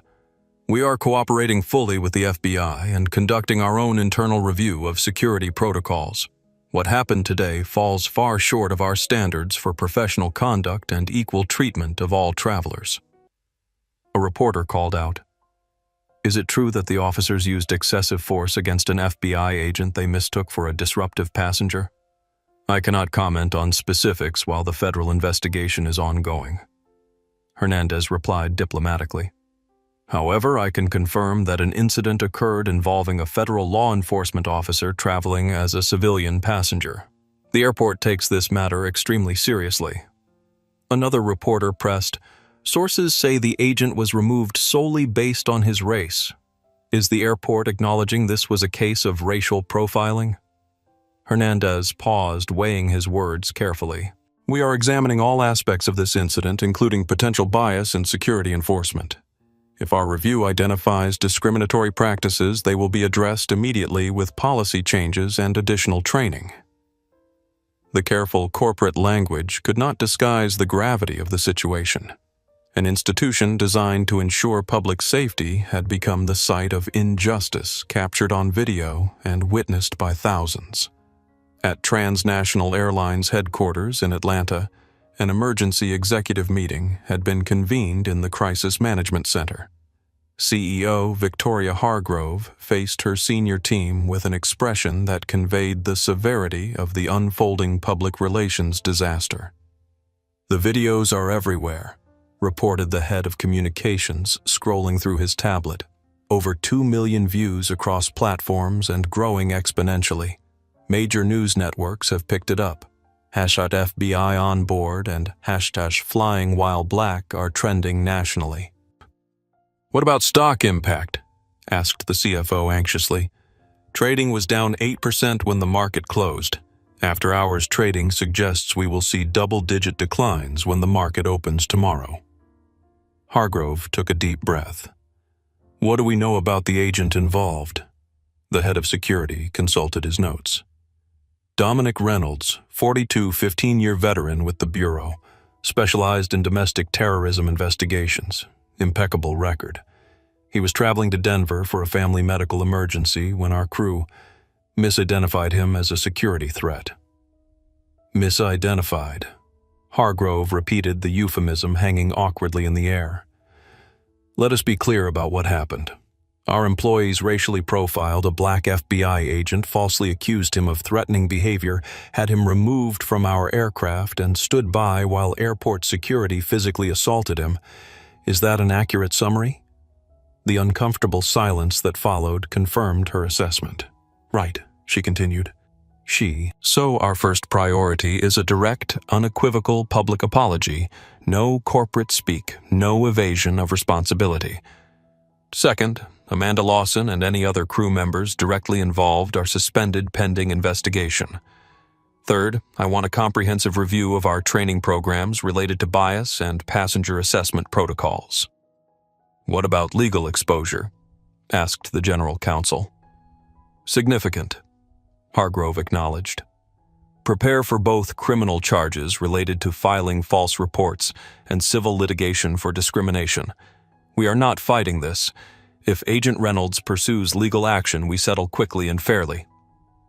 The executives nodded, recognizing the futility of attempting to defend what was clearly indefensible, especially with multiple video recordings circulating worldwide. "One more thing," Hargrove added. "I want to personally call Agent Reynolds to apologize, find out where he is, and set it up."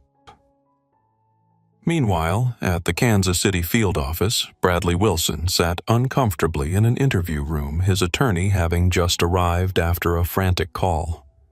The gravity of his situation was becoming increasingly clear as Agent Taylor outlined the potential charges.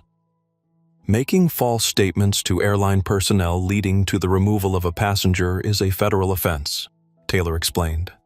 When that passenger turns out to be a federal agent traveling in the course of his duties, the penalties increase significantly. We are also looking at potential civil rights violations. My client was simply reporting behavior he found concerning, the attorney interjected. He had no way of knowing. Mr. Wilson has already admitted in his preliminary statement that he did not actually witness any threatening behavior, Taylor cut in. He fabricated those claims. That is not vigilance. That is filing a false report. Bradley's face had lost all color. His attorney leaned over to whisper something, but Bradley was not listening. He was staring at his phone, which had been returned to him after data extraction. The screen showed an email from the board of directors at Wilson Financial Strategies. The subject line read, "Emergency board meeting regarding recent incident." His professional reputation, built over decades, was crumbling in real time. Social media users had already identified him from the viral videos. His name was appearing in news articles. Clients were calling the firm, threatening to take their business elsewhere. In the adjacent room, Amanda Lawson faced her own reckoning. Transnational's regional manager had arrived to inform her of her immediate suspension. "The company has to distance itself from your actions," he explained, not unkindly. "The evidence is... well, it is not looking good, Amanda. Multiple witnesses contradict your account of the passenger's behavior. The video footage is damning." "I've given 23 years to this airline," Amanda said quietly, the full weight of her situation finally sinking in. "I know. That is why I am here in person. But this is not something that can be explained away with a customer service seminar or a written reprimand. You had a passenger forcibly removed from an aircraft based on criteria that appear to be entirely related to his race and appearance. And he turned out to be an FBI agent." The reality hung in the air between them, inescapable and devastating. 23 years of service ending not with a retirement party, but with a security escort from an airport terminal and an emerging public identity as the face of discrimination in air travel. Officers Mitchell and Ramirez faced their own consequences. The airport security director had arrived to collect their badges and equipment. "This is a formality," he assured them, though his tone suggested otherwise. "Administrative leave while the investigation proceeds." "This is bullshit," Mitchell protested. "We were responding to the airline's request for removal. We followed procedures." The director's expression hardened. "The body camera footage shows excessive force against a compliant subject. That is not procedure. That is abuse of authority. And when that subject turns out to be an FBI agent with the full weight of the federal government behind him, you are both lucky you are not in custody right now." As these individual consequences unfolded, the broader implications were beginning to emerge. News analyses were already connecting this incident to a pattern of similar removals across multiple airlines. Civil rights organizations were issuing statements. Lawmakers were calling for congressional hearings on discriminatory practices in air travel. What had begun as one man's ordeal was rapidly transforming into a national conversation about bias authority and accountability. And it had all started because a flight attendant looked at a black man in a hoodie and saw not a human being with rights, not an FBI agent with authority, but a threat to be eliminated. The badge had been revealed. The power had shifted. And now the reckoning had begun. 2 days after the incident on Flight 847, the investigation had expanded far beyond the individuals directly involved, reaching into the corporate structures and policies that had enabled the discriminatory treatment of Dominic Reynolds. At the FBI's Kansas City field office, Special Agent Rivera stood before a digital evidence board displaying a complex web of connections. Around the conference table sat representatives from multiple agencies: the Department of Justice Civil Rights Division, the Federal Aviation Administration, and the Department of Transportation. What began as an isolated incident has revealed a concerning pattern, Rivera explained, gesturing to the timeline displayed on the main screen. In the past 36 months, Transnational Airlines has removed 253 passengers for disruptive behavior or security concerns. Our preliminary analysis shows that 78% of those passengers were people of color, despite them representing only 38% of the airline's total passenger demographic. The FAA representative leaned forward. That is a statistically significant disparity. It gets worse, Rivera continued. When we cross-reference with actual reported incidents of genuine security threats, passengers attempting to access cockpits' physical altercations, credible bomb threats, the correlation with these removals is less than 2%.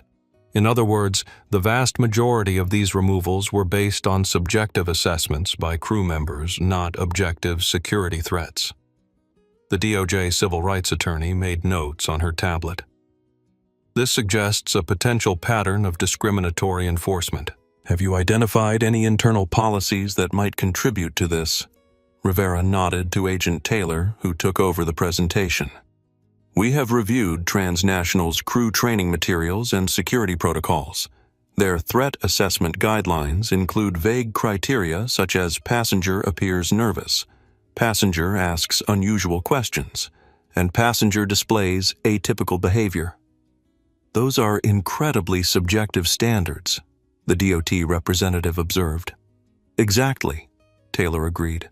Without specific behavioral metrics, these assessments default to individual crew members' personal biases.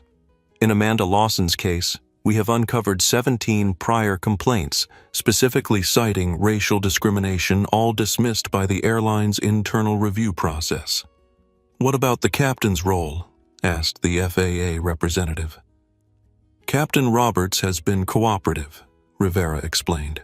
He acknowledges relying solely on Lawson's assessment without seeking additional verification. Transnational's procedures actually discourage captains from questioning crew security assessments, citing concerns about undermining crew authority.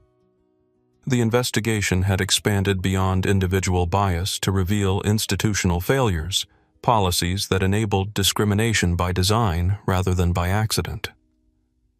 What about Bradley Wilson? The DOJ attorney asked. His role seems unusual for a passenger. Taylor clicked to a new screen showing Wilson's background. Wilson is CEO of Wilson Financial Strategies. His firm manages over $2 billion in assets, including significant investments in the airline industry. He is a top-tier frequent flyer with Transnational averaging 200,000 miles annually. Our analysis of his social media history and emails retrieved from his devices shows a pattern of derogatory comments about minorities. So, not just a random passenger, but someone with status and influence within the airline's ecosystem, the DOT representative summarized. Precisely, Rivera confirmed. And that status gave his false claims about Agent Reynolds unwarranted credibility with the crew. The investigation had also expanded to the airport security response. Body camera footage from officers Mitchell and Ramirez had been analyzed frame by frame, revealing multiple violations of use of force protocols. Background checks had uncovered that Mitchell had 3 prior excessive force complaints during his military police career, before joining airport security complaints that should have been flagged during his hiring process, but somehow were not. We are also examining potential manipulation of passenger data, Taylor added, bringing up a new screen showing internal Transnational software interfaces. Transnational uses an algorithm called Passenger Watch that flags potentially problematic travelers based on past interactions, booking patterns, and other metrics. We have found evidence that certain racial and ethnic names trigger higher scrutiny scores in the system. The DOJ representative looked alarmed. That would constitute automated discrimination. We are still analyzing the code, Taylor cautioned, but preliminary review by our tech team suggests the algorithm was trained on historical removal data, which, given the pattern we have already identified, would inherently embed racial bias into the automated system. As the federal agencies coordinated their expanding investigation, Transnational Airlines was conducting its own internal review under intense public and regulatory pressure. CEO Victoria Hargrove had assembled a task force of external auditors and civil rights experts to examine every aspect of the company's training policies and procedures. The incident with Agent Reynolds was not an aberration, concluded Dr. Erica Washington, a leading expert on institutional bias brought in to lead the audit. It was the predictable outcome of policies that enable subjective assessments without accountability combined with insufficient training on unconscious bias. Hargrove nodded grimly. I want complete transparency here. No corporate cover-up. What specific changes do you recommend? Dr. Washington displayed a comprehensive reform plan on the boardroom screen. First, complete overhaul of the threat assessment protocols, specific observable behaviors, only no subjective criteria. Second, mandatory bias training for all customer-facing staff with regular recertification. Third, an independent review board for all passenger removals, including demographic tracking and pattern analysis. Cost estimates, asked the CFO reflexively. Hargrove fixed him with a stern look. That is not the primary concern right now. We are facing potential federal charges, civil litigation, and a massive loss of public trust. The cost of not fixing this is far greater. Meanwhile, the airport security apparatus at Kansas City International was undergoing its own reckoning. Director Hernandez had initiated a comprehensive review of hiring practices, training protocols, and use of force policies. The preliminary findings were troubling.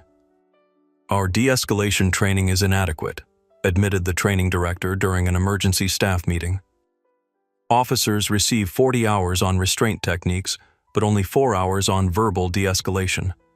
That imbalance creates a predisposition toward physical resolution of conflicts. Hernandez rubbed his temples, feeling the weight of institutional failure. And what about supervision of officers with prior complaints? Virtually non-existent, the HR director acknowledged. Mitchell had 3 excessive force complaints in the past 18 months. Each was reviewed individually, but no one was tracking the pattern. The investigation continued to expand, revealing not isolated failures, but interconnected weaknesses across multiple systems: airlines, airports, security protocols, training programs, and corporate oversight mechanisms. What had happened to Dominic Reynolds was not an anomaly. It was the inevitable outcome of institutional structures that enabled bias to flourish unchecked. And as the investigation expanded, so did the public conversation. News programs featured panels discussing discriminatory practices in air travel. Social media remained ablaze with personal accounts from travelers of color sharing similar experiences. Congressional representatives called for hearings. Civil rights organizations demanded accountability. The badge had been revealed. The investigation had expanded. And the structures that had enabled that moment of injustice were being exposed to unprecedented scrutiny. While institutions grappled with the fallout from Flight 847, Dominic Reynolds sat in a vinyl chair beside his mother's hospital bed, his hand gently holding hers as she slept. The steady beep of monitoring equipment provided a rhythmic backdrop to his thoughts, which alternated between concern for her condition and processing the events of the previous day. His sister Janelle Reynolds entered the room carrying 2 cups of coffee. At 38, she shared their mother's sharp cheekbones and determined expression, though worry had carved temporary lines around her eyes. "How is she?" Janelle whispered, handing him a cup. "Stable," Dominic replied, keeping his voice low. "Doctor says the new medication seems to be working. Her heart rhythm is more consistent." Janelle nodded, taking the chair opposite him. For a moment, they sat in the comfortable silence of siblings who did not need constant conversation to feel connected. Then she asked the question that had been hovering between them. "Are you okay? Really okay? I mean..." Dominic considered the question carefully, as was his habit. "Physically, yes. Some minor soreness from the restraint techniques. Nothing serious." I am not talking about physically, Dom. He sighed, looking down at his mother's hand in his, the hand that had guided him through childhood, that had held him through countless moments of injustice, similar to what he had experienced on that flight. It is complicated, he admitted finally. Professionally, I am managing it. The Bureau has been supportive. The investigation is proceeding efficiently. He paused. But personally, it is a reminder that the badge does not change how people see me initially. It just changes how they treat me after they know. Janelle nodded, understanding completely. They had both grown up with their mother's wisdom. The world may judge you by your skin, but you must never let that judgment define your worth. Have you seen the news? She asked. Some. I have been focused on Mom. It is everywhere, Dom. Your incident has triggered something. People are sharing their own stories. There is talk of congressional hearings. The airline stock is tanking. Dominic took a sip of his coffee, considering this information. That was not my intention. I just wanted to get to Denver without being harassed. I know, but sometimes these things have a purpose beyond our intentions. Their conversation was interrupted by a soft knock at the door. A nurse entered with a tablet in hand. Mr. Reynolds, there is a call for you at the nurses' station. FBI Director Mueller. Dominic squeezed his mother's hand gently before standing. I will be right back, he assured Janelle. At the nurses' station, he took the secure line that had been established. Reynolds speaking? Agent Reynolds, came the distinct voice of the FBI director. How is your mother? Stable, sir. The doctors are cautiously optimistic. I am glad to hear it. Take all the time you need with your family. That is the priority right now. Thank you, sir. That said, I wanted to personally brief you on developments. The investigation has expanded significantly. We are seeing evidence of widespread discriminatory practices not just at transnational but potentially across multiple airlines. The Department of Justice is considering a broader industry inquiry. Dominic absorbed this information, understanding its significance. I see. Your testimony will be important, but as I said, family comes first. We will work around your schedule. I appreciate that, sir. One more thing, Reynolds. The transnational CEO has been trying to reach you, Victoria Hargrove. She wants to apologize personally. No obligation to take the call, of course. Dominic considered this. I will think about it, sir. After concluding the call, Dominic took a moment in the quiet corridor of the cardiac care unit, collecting his thoughts. His phone buzzed with a text from his FBI handler on the domestic terrorism case. Testimony postponed by judge's order. Security concerns following your exposure. New date, TBD. Stay safe. Another complication. The case he had spent nearly a year building, infiltrating the Sovereign Patriot Alliance, gathering evidence of their planned attacks, was now in jeopardy because his cover had been potentially compromised by the viral videos. His phone buzzed again. Sarah Goldstein, the MIT professor who had sat beside him on the flight, had sent an email. Agent Reynolds, I have been contacted by multiple news outlets about what I witnessed. I have not responded yet. I wanted to check with you first about how to proceed. What I saw was unequivocally wrong, and I want to help ensure accountability, but I do not want to complicate your situation or the investigation. Her thoughtfulness was a welcome counterpoint to the chaos of the past 24 hours. He made a mental note to respond after checking with Rivera about the investigation's public communication strategy. Returning to his mother's room, Dominic found her awake, her eyes clear and focused despite her condition. There is my boy, Eleanor Reynolds said softly, her voice weaker than usual, but still carrying the warmth that had always been his anchor. Hey, Mom, he replied, resuming his seat and taking her hand. How are you feeling? Better now that you are here. She studied his face with the perception that had always seen through his composed exterior. Something happened. I can see it in your eyes. Dominic exchanged a glance with Janelle, who shrugged as if to say, You cannot hide anything from Mom. There was an incident on my flight, he acknowledged. I'm fine, just a misunderstanding. Eleanor's eyes narrowed slightly. Dominic James Reynolds. Do not you edit your truth for my benefit. Despite everything, he smiled. Even in a hospital bed, recovering from heart complications, his mother remained indomitable. It was more than a misunderstanding, he admitted. I was removed from the flight because of how I looked.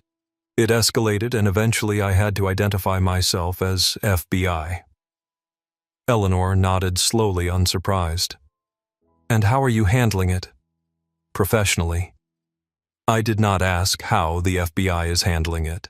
I asked how you are handling it. The distinction was important and typical of his mother's insight. How was he, Dominic the man, not Dominic the agent, processing this experience? I am angry, he admitted finally. Not just for myself, for everyone who experiences this without a badge to protect them, for every person who gets removed from a flight or followed in a store or pulled over driving through the wrong neighborhood who does not get the satisfaction of seeing the look on their accuser's face when they realize they have made a terrible mistake. Eleanor squeezed his hand with surprising strength. Use that anger, not to burn, but to illuminate. It was one of her familiar sayings, a piece of wisdom she had shared with him since childhood.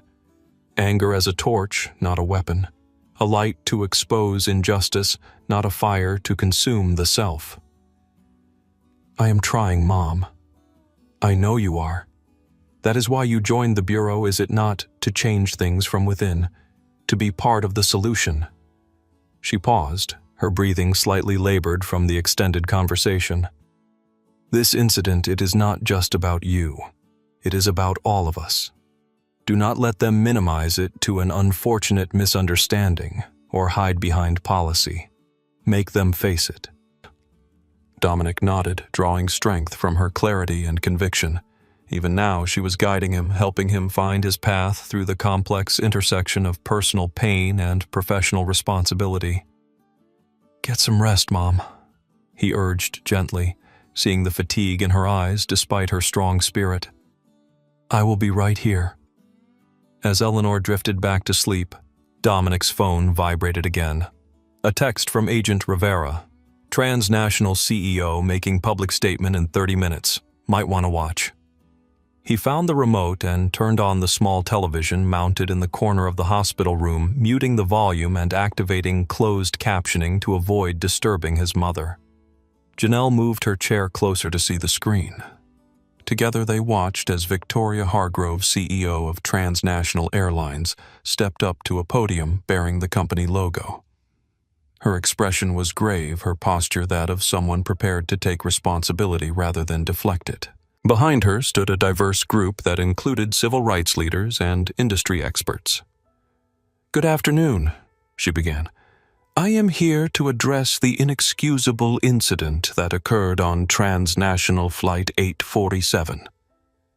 As the statement unfolded, direct, unequivocal in its acknowledgement of fault and specific in its commitments to reform, Dominic felt a complex mix of emotions.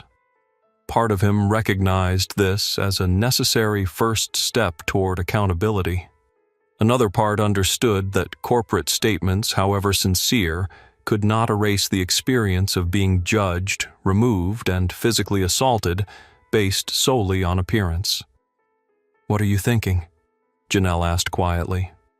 Dominic considered the question as he watched Hargrove outline comprehensive changes to training policies and accountability mechanisms. I am thinking about what Mom always told us. It is not enough to acknowledge injustice. You have to dismantle the structures that enable it. Janelle nodded, her gaze moving from the television to their mother's sleeping form. She raised us right. She did, Dominic agreed. And that is why, when she is better, I am going to make sure this incident leads to real change. Not just apologies and training videos, but fundamental reform in how the industry operates. As Eleanor Reynolds slept peacefully, her children maintained their vigil, both drawing strength from her lifetime of wisdom and courage. And though he had not planned it, though it had not been his intention, when he boarded that flight to Denver, Dominic Reynolds found himself at the center of a national conversation about bias, accountability, and the long path toward true equality. The personal struggle continued alongside the public one, intertwined but distinct. And as he had throughout his life and career, Dominic would navigate both with the dignity and determination his mother had instilled in him from the beginning. The cardiac care unit at Rocky Mountain General Hospital operated with a rhythm as steady as the heartbeats it monitored.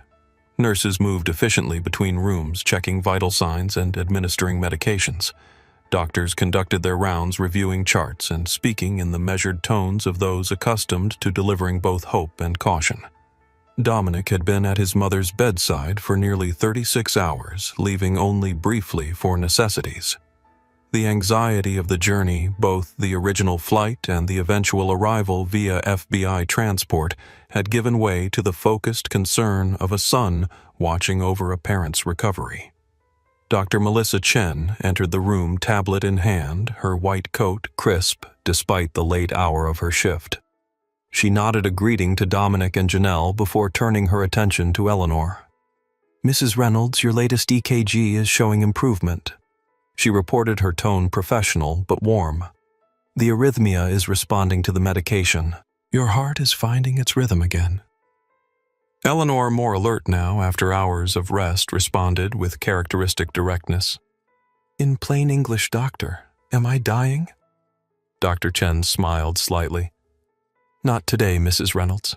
Not if I have anything to say about it." "Good, because I have unfinished business."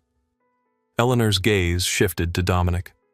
"Including making sure my son does not let what happened to him get buried in bureaucracy and corporate damage control."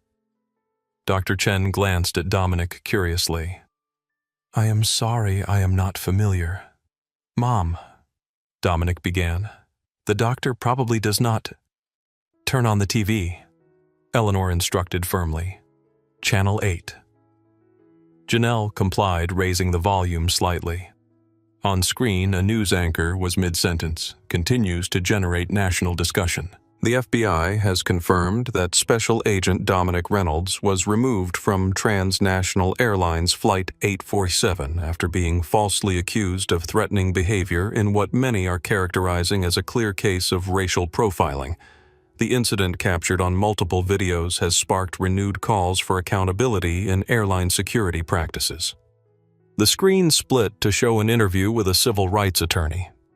What makes this case particularly significant is that it happened to a federal agent. It forces us to confront the reality that even the most official credentials, the highest level of professional status, does not protect people of color from bias-based assumptions and treatment. Dr. Chen's expression registered recognition and surprise. She turned to Dominic. "That is you. You are the FBI agent from the news." Dominic nodded, somewhat uncomfortable with the attention but understanding the significance of the moment.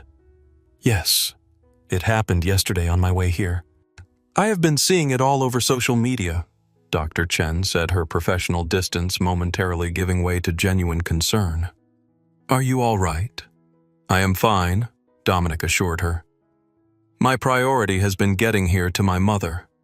Eleanor reached for Dominic's hand, her grip surprisingly strong for someone in her condition. "He is being modest, doctor.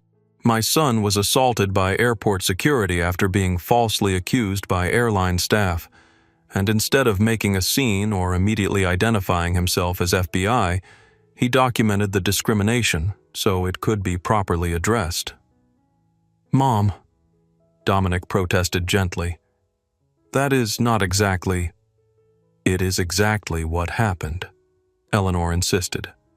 "You have always been strategic even as a boy, thinking 3 steps ahead." Dr. Chen's pager buzzed, calling her to another patient. "I need to go, but Mrs. Reynolds, your condition is improving steadily. We will continue to monitor closely, but I am cautiously optimistic." She turned to Dominic. "And Agent Reynolds, for what it is worth, I am sorry for what you experienced. It is, unfortunately, familiar to many of us." The shared understanding in her last comment lingered after she left the room, the unspoken recognition between people who had experienced the subtle and not so subtle manifestations of bias in their professional and personal lives. Janelle muted the television as the news transitioned to another story. They have been covering it nonstop. Jordan Wells, the TikTok guy who was live streaming, is up to about 2 million followers now. He has become the unofficial narrator of the whole situation. Dominic shook his head slightly, still adjusting to the public dimension of what had been for him a deeply personal experience. His phone buzzed with an incoming call from Agent Rivera. He excused himself to take it in the corridor. "Reynolds," he answered. "How is your mother?" Rivera asked, first maintaining the Bureau's commitment to prioritizing his family emergency. "Improving. Doctor is cautiously optimistic." "Good to hear. I am calling with an update on the investigation. The U.S. Attorney has approved preliminary charges against Officers Mitchell and Ramirez for assault on a federal officer and civil rights violations. Amanda Lawson is being charged with filing a false report. Bradley Wilson as well." Dominic absorbed this information, feeling a complex mix of satisfaction at the accountability and recognition of the difficult road ahead for all involved. Transnational's legal team has reached out about a settlement, Rivera continued. They are eager to resolve this without prolonged litigation. The terms being offered are substantial. "It was never about money for me," Dominic replied. "I know. But the settlement includes structural reforms, independent oversight of their security protocols, and a complete overhaul of their training. The money is almost secondary to the institutional changes they are committing to. This was more significant. Send me the details when you can. I will review them after my mother's condition stabilizes further." "Of course. One more thing, your testimony in the Sovereign Patriot Alliance case has been rescheduled with enhanced security protocols. The exposure from this incident has not compromised your undercover work as much as initially feared. The task force believes we can proceed with appropriate precautions." "That is good news," Dominic acknowledged. The case represented months of dangerous undercover work infiltrating a domestic terrorism group. The prospect of it being derailed by the flight incident had been a major concern. After concluding the call, Dominic returned to his mother's room to find her watching the news again, this time featuring an interview with Sarah Goldstein, the MIT professor who had sat beside him on the flight. "I want to be very clear," Sarah was saying to the interviewer, her academic precision evident even in this context. "What I witnessed was textbook discrimination. Agent Reynolds did absolutely nothing to warrant suspicion or removal. The contrast in how he was treated compared to other passengers was stark and unmistakable." Eleanor nodded approvingly at the screen. "I like her. Direct. Honest." "She was recording everything," Dominic explained. "Even before it escalated. She recognized what was happening from the first interaction." "Because she was paying attention," Eleanor noted. "That is what we need more of, people who pay attention and then speak up." Janelle, who had been checking her own phone, looked up with an expression of disbelief. "The transnational stock has dropped 17% since the market opened this morning. They have lost over $1 billion in market value in less than 2 days." Eleanor made a sound that was half scoff, half satisfaction. "Hit them where they feel it. The bottom line often speaks louder than moral arguments." A soft knock at the door interrupted their conversation. A hospital administrator entered, looking somewhat uncertain. "Agent Reynolds, I'm sorry to intrude, but there is a situation developing in the lobby. Several news crews have arrived. They are requesting statements about your experience. Hospital security is keeping them outside, but I wanted to make you aware." Dominic frowned. "Thank you. Please inform them that I am here for my mother's health situation and will not be making any statements at this time." The administrator nodded. "Of course. We will ensure your privacy is protected during your stay." After she left, Eleanor fixed her son with a knowing look. "You will have to address it eventually, Dominic. This is not going away." "I know, Mom, but right now, you are my priority. And you are mine," which is why I am telling you this matters. What happened to you happens to countless others without your resources, without your badge, without your platform. You have an opportunity here not just to seek justice for yourself, but to create change that helps others. It was classic Eleanor Reynolds, always seeing beyond the personal to the structural, always connecting individual experiences to larger patterns. Even from a hospital bed recovering from cardiac complications, she remained focused on justice and community. "When you are stronger," Dominic promised. "For now, rest." Eleanor smiled, settling back against her pillows. "I raised you right," she murmured, her eyes drifting closed as the medication and natural fatigue pulled her towards sleep. "Both of you." As his mother rested, Dominic's phone buzzed with a text message from an unknown number. "Agent Reynolds, this is Victoria Hargrove, CEO of Transnational Airlines. I understand your priority is your family right now. When you are ready, I would appreciate the opportunity to speak with you directly about what happened and how we are addressing it. No press, no lawyers, just a direct conversation." Dominic showed the message to Janelle, who raised an eyebrow.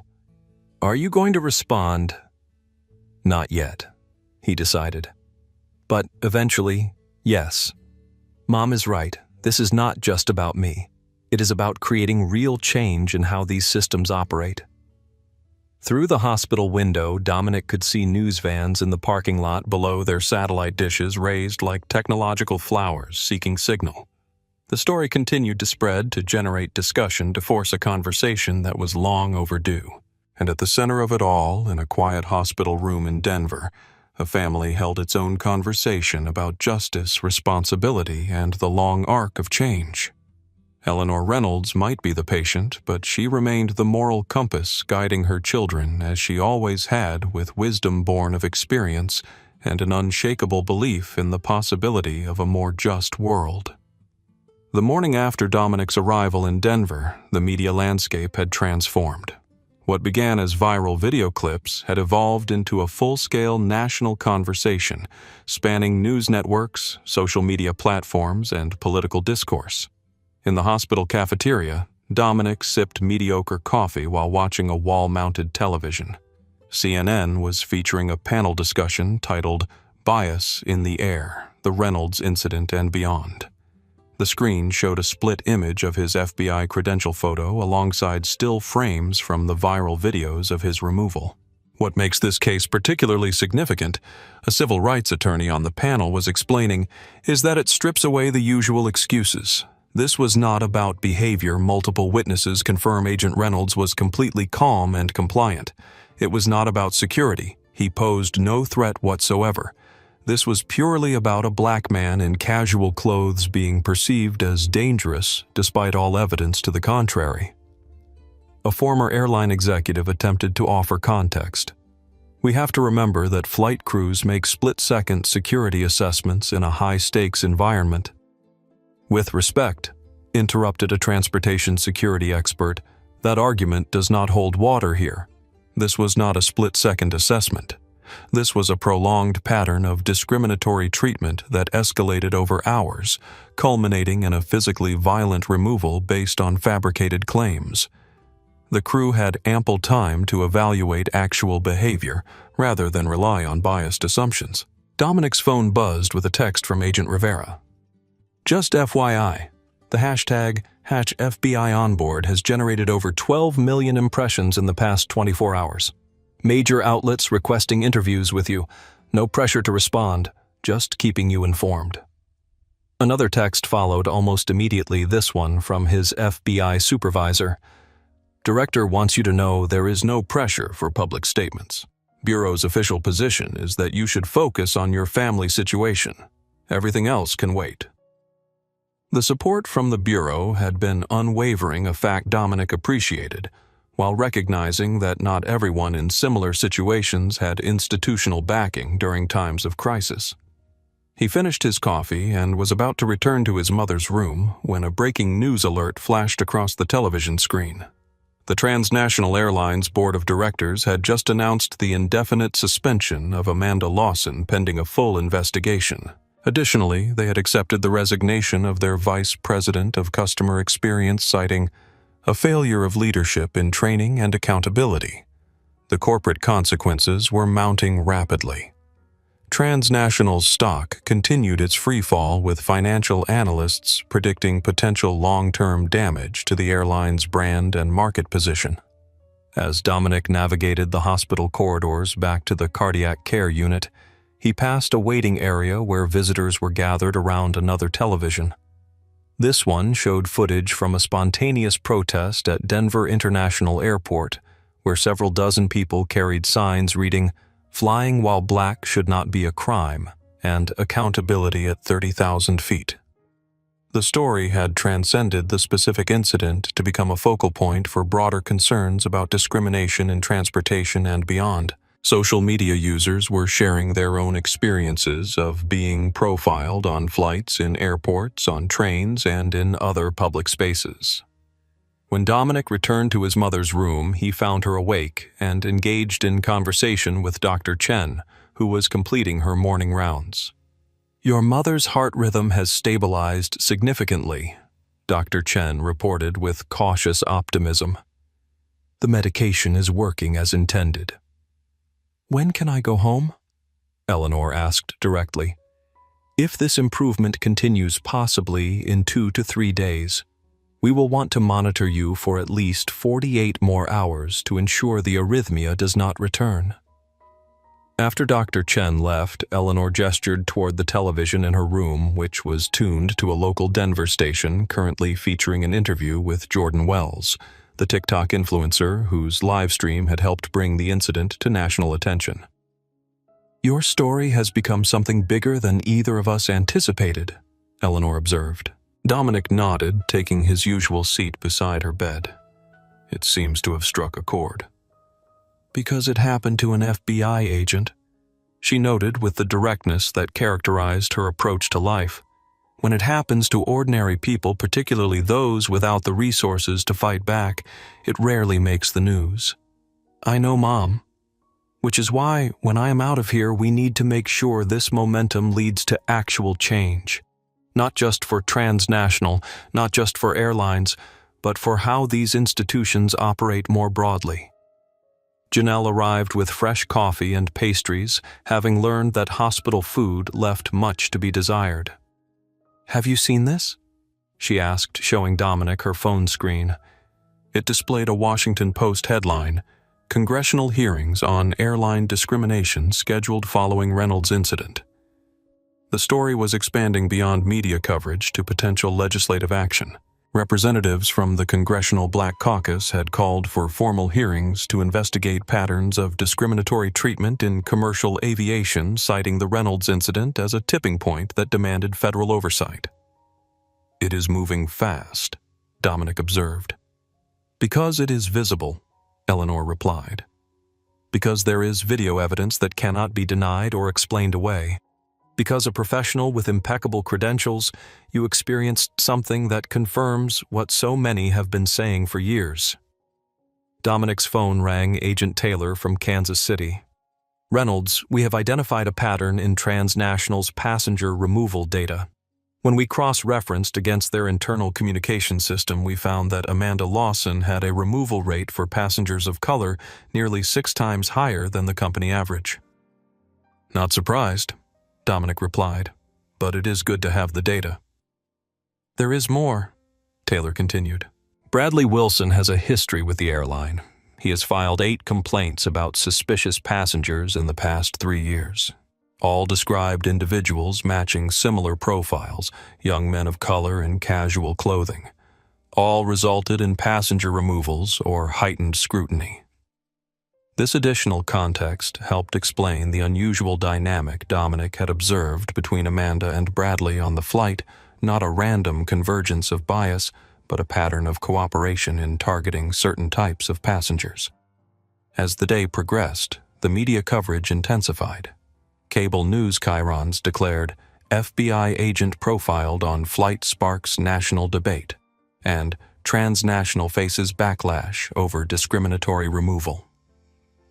Social media timelines filled with reaction videos, commentary from public figures, and first-hand accounts from others who had experienced similar treatment. By evening, the transnational CEO had announced the creation of an independent review board to examine all passenger removals from the past 5 years, with a commitment to transparency in publishing the findings and implementing reforms based on the results. The story had moved beyond the specific incident to become a referendum on accountability bias and the experiences of people of color in public spaces. And while Dominic had not sought this spotlight, had in fact simply wanted to reach his mother's bedside without incident, he recognized that sometimes change required a catalyst. Eleanor, watching the continuing coverage with the critical eye she had applied to social issues throughout her life, summed it up with characteristic insight. They thought they were removing a problem passenger. Instead, they exposed a problem system. The media explosion continued uncontained and uncontrollable, forcing a conversation that was long overdue, not just about one flight or one airline, but about the daily reality of navigating spaces where one's appearance could trigger assumptions, actions, and consequences that had nothing to do with actual behavior and everything to do with deeply entrenched bias. And in a hospital room in Denver, Dominic Reynolds witnessed the unfolding national conversation while maintaining his focus on what mattered most, his mother's recovery, and the values she had instilled in him throughout his life. 6 weeks after the incident on Flight 847, Dominic Reynolds sat in a Washington, D.C. conference room, reviewing his testimony for the congressional hearing scheduled to begin in 30 minutes. Beside him, Department of Justice attorneys provided last-minute guidance on the scope and structure of the questioning he could expect.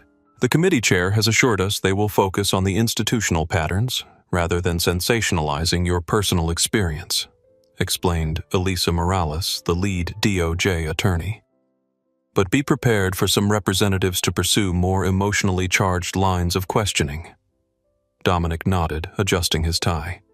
After weeks in casual clothes at his mother's bedside, the formal suit felt slightly constraining, though appropriate for the gravity of the proceedings. Remember, you are testifying not just as the subject of the incident, but as an FBI professional with expertise in behavioral assessment, Morales continued. Your ability to analyze the event from both perspectives is uniquely valuable to this investigation. The journey from hospital room to congressional hearing room had been unexpected but purposeful. Eleanor Reynolds, now recovered and back home in Baltimore, had encouraged her son to embrace the opportunity to create meaningful change.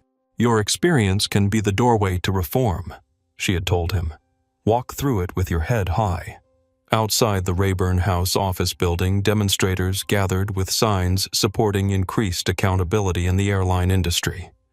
News crews positioned their cameras for the day's proceedings, which promised to be among the most widely watched congressional hearings of the year.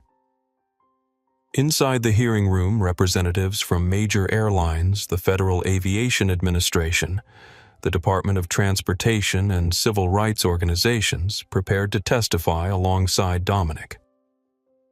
The incident on Flight 847 had expanded into a comprehensive examination of industry practices, revealing patterns that could no longer be dismissed as isolated incidents. At precisely 10:00 a.m., the committee chair called the hearing to order. Today, we examine troubling patterns of discriminatory treatment in commercial aviation brought to national attention through the experience of FBI Special Agent Dominic Reynolds. Cameras flashed as Dominic was called as the first witness. After being sworn in, he delivered his opening statement with the measured precision that characterized his professional approach. I appear before you today not primarily as an FBI agent, but as an American citizen who experienced firsthand how bias can override reason, how appearances can trump behavior, and how the structures designed to ensure safety can instead enable discrimination when not properly implemented and overseen. He proceeded to detail the events of Flight 847 chronologically, clinically, without emotional embellishment but with unwavering clarity. The committee members listened intently, several taking detailed notes. What is most important to understand, Dominic emphasized, is that my experience, while personally troubling, is far from unique. The only unusual aspect was the revelation of my professional identity, which forced acknowledgement of an error that might otherwise have been dismissed or minimized. Countless Americans face similar treatment without the protection of a badge or the support of a federal agency. The questioning began with the committee chair. Agent Reynolds, in your professional assessment, at what point did this incident transition from potential procedural issues to clear discriminatory treatment? Dominic considered the question carefully. The pattern was evident from the first interaction regarding my properly stowed backpack. The flight attendant bypassed multiple passengers with similar or more pronounced violations to specifically target me. This selective enforcement established a baseline of disparate treatment that escalated throughout the flight. A representative from Michigan followed up. You have mentioned that you chose not to immediately identify yourself as an FBI agent. Can you explain that decision? 2 reasons, Dominic replied. First years of training in maintaining cover during investigations has instilled caution about revealing my identity unnecessarily, but more importantly, I recognized that revealing my credentials would likely end the incident for me personally, but do nothing to address the underlying pattern that affects many others without such protection.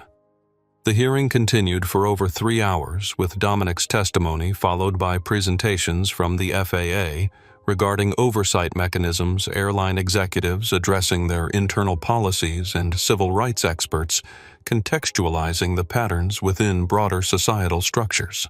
Victoria Hargrove, CEO of Transnational Airlines, offered a direct apology to Dominic before outlining the comprehensive reforms her company had implemented since the incident reforms that went far beyond the typical corporate response of additional training videos and revised policy documents. We have completely restructured our security assessment protocols, removing subjective criteria entirely, Hargrove explained. We have implemented mandatory external review of all passenger removals with demographic data tracked and published quarterly for transparency, and we have created an independent passenger advocacy office with authority to override crew decisions in potential cases of discriminatory enforcement. The most powerful testimony came from ordinary travelers who had experienced similar treatment but lacked Dominic's resources and platform. Their accounts established the pattern that transformed the incident from an unfortunate anomaly to a revealing window into persistent structural issues. As the hearing adjourned for the day with additional sessions scheduled to examine specific policy recommendations, Dominic met briefly with the DOJ attorneys to review the day's proceedings. Your testimony was extremely effective, Morales assured him. Factual, measured, but uncompromising on the key issues. What happens next? Dominic asked. The committee will draft recommendations for legislative action. Several airlines have already proactively implemented reforms to avoid potential regulation. The DOT has opened a formal investigation into industry-wide practices, and the civil cases are proceeding against the individuals directly involved.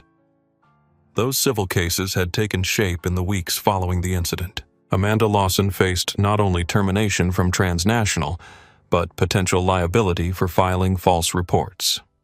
Bradley Wilson's financial empire had begun to crumble as clients withdrew their investments following the publicity surrounding his role in the incident. Officers Mitchell and Ramirez had been terminated from airport security with criminal charges pending for excessive use of force. The consequences were not about vengeance, but accountability, a distinction Dominic had emphasized throughout the process.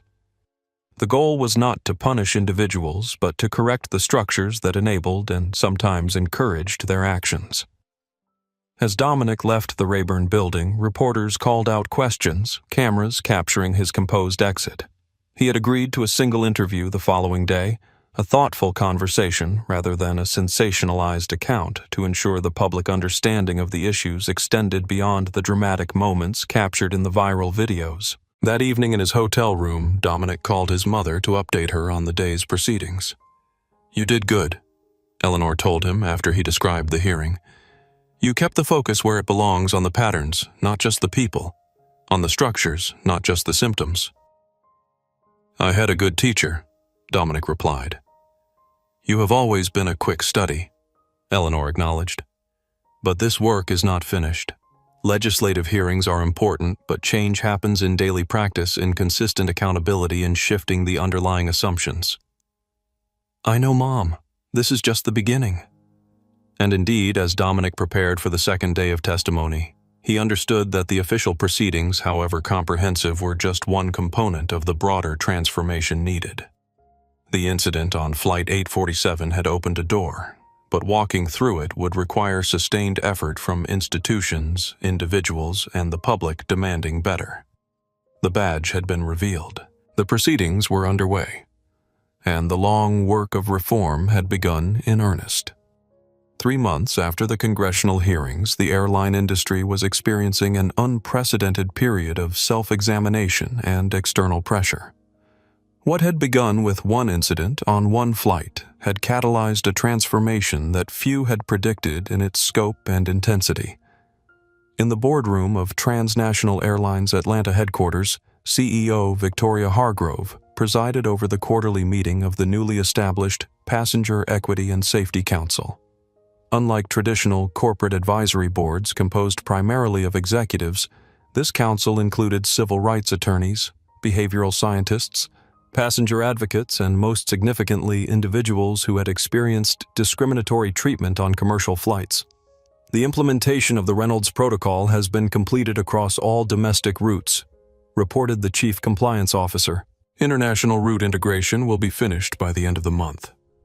The Reynolds Protocol, named without Dominic's input, but with his reluctant approval, established specific observable behavioral criteria for security assessments, removing subjective elements that enabled bias to influence decision-making. It required multi-level verification before any passenger removal and mandated comprehensive documentation of all security incidents, including demographic data, to track patterns. "The preliminary results are encouraging," the officer continued. "Passenger removals have decreased by 62% overall, with the racial disparity in removal rates reduced by 87%. Hargrove nodded, though her expression remained serious. "And the independent audit results?" A consultant from the civil rights law firm contracted to provide external oversight presented her findings. "We have reviewed all passenger removals from the past quarter. In 97% of cases, the documentation supports the action taken based on specific behavioral criteria. The remaining 3% have been flagged for further review and potential remediation." This level of transparency and external accountability was unprecedented in the industry. What made it particularly notable was that Transnational had implemented these changes voluntarily, getting ahead of the regulatory requirements that were still being developed at the federal level.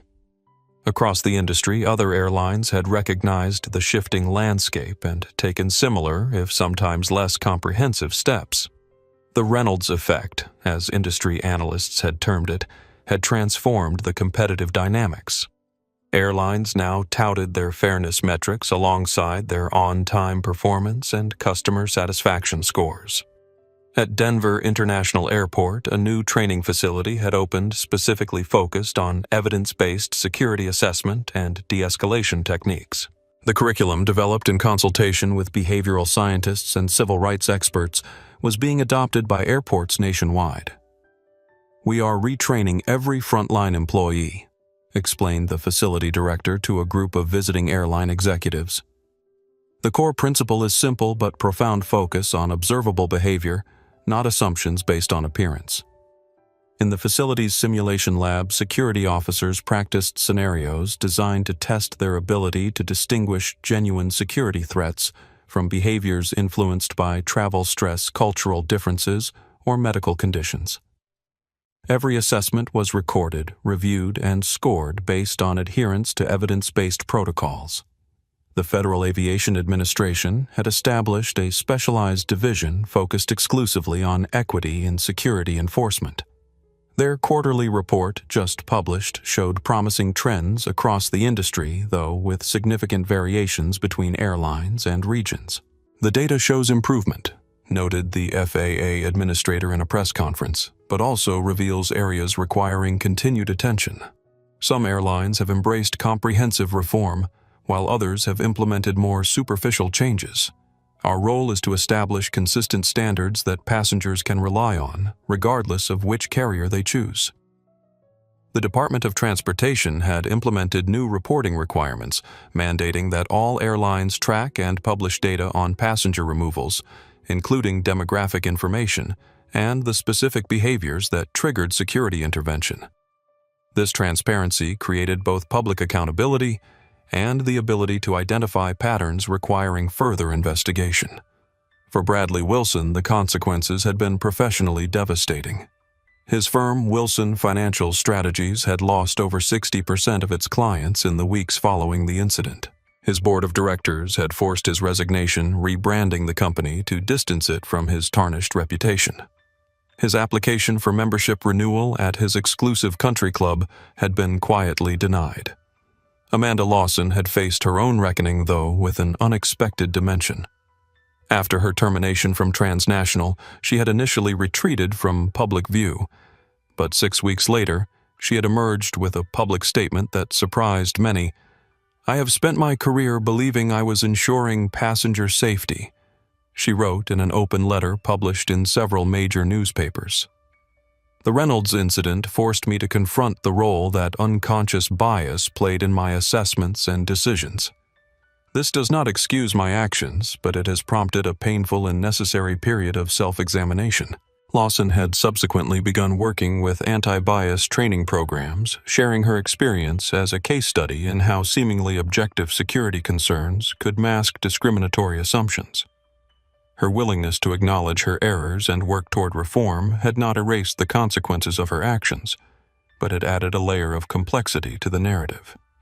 Officers Mitchell and Ramirez had pleaded guilty to lesser charges in exchange for cooperation with the broader federal investigation into security practices. Both had lost their certifications and would never work in law enforcement again. Mitchell had relocated to another state seeking anonymity after his name and image had become synonymous with excessive force. Ramirez had enrolled in a community college program studying social work in what he described as an effort to understand the human impact of authority misused. For Captain Roberts, the consequences had been professional rather than legal. While he had avoided criminal charges due to his reliance on established protocols, his airline had implemented new guidelines requiring captains to personally verify security concerns before authorizing passenger removals. His authority remained intact, but was now balanced by specific accountability measures. The industry reckoning extended beyond individual airlines to the broader ecosystem of air travel. Airport vendors received enhanced training on equitable customer service. TSA agents underwent additional modules on bias-free security assessment. Even airport lounge staff were included in initiatives to ensure consistent treatment of all eligible travelers. What made this reckoning particularly notable was its depth and breadth.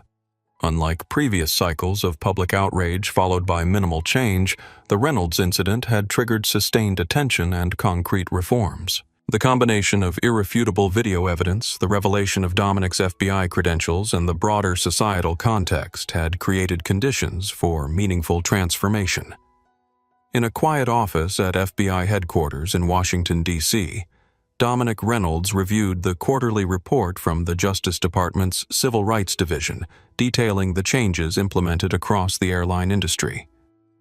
The data suggests substantial improvement, noted Assistant Director Jenkins, who had overseen the Bureau's involvement in the broader investigation.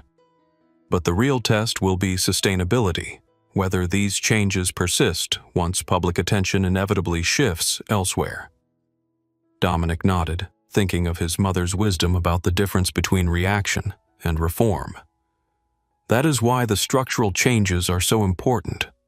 Individual training programs come and go, but rebuilding the assessment frameworks and creating ongoing accountability mechanisms, that is where lasting change happens.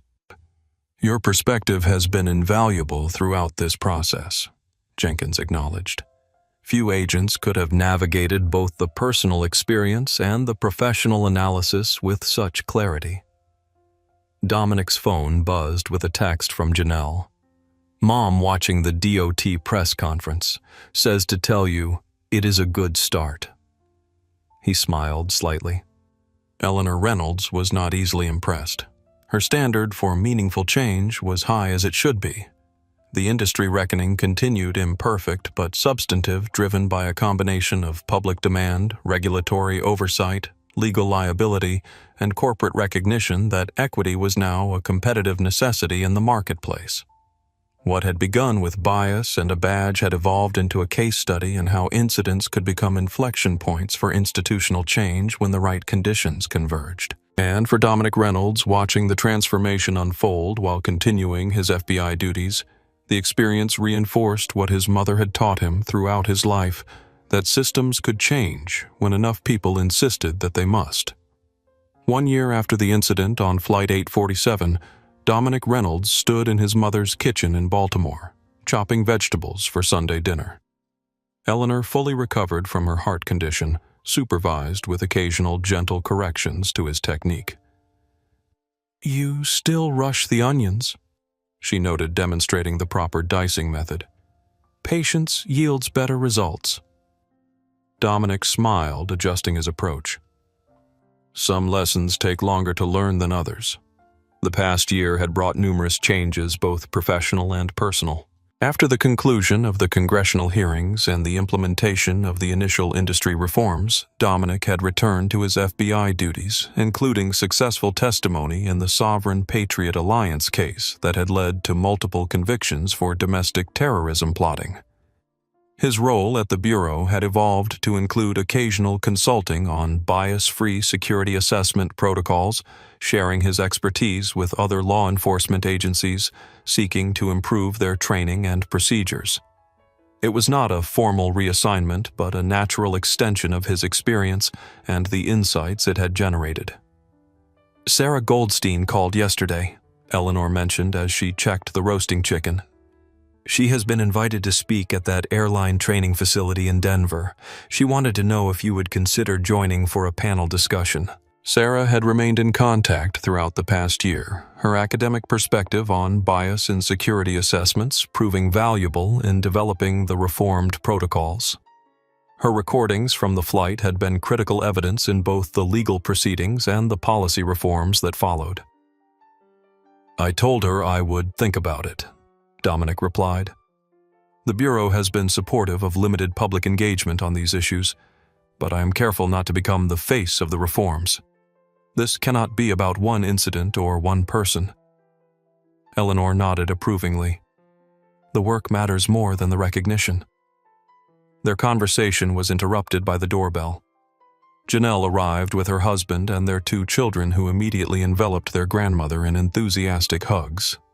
Sunday dinner at Eleanor's had been a family tradition for years, interrupted only by work obligations or, most recently, her health challenges. As the family settled around the dining room table, the conversation flowed naturally between everyday matters and reflections on the past year's events.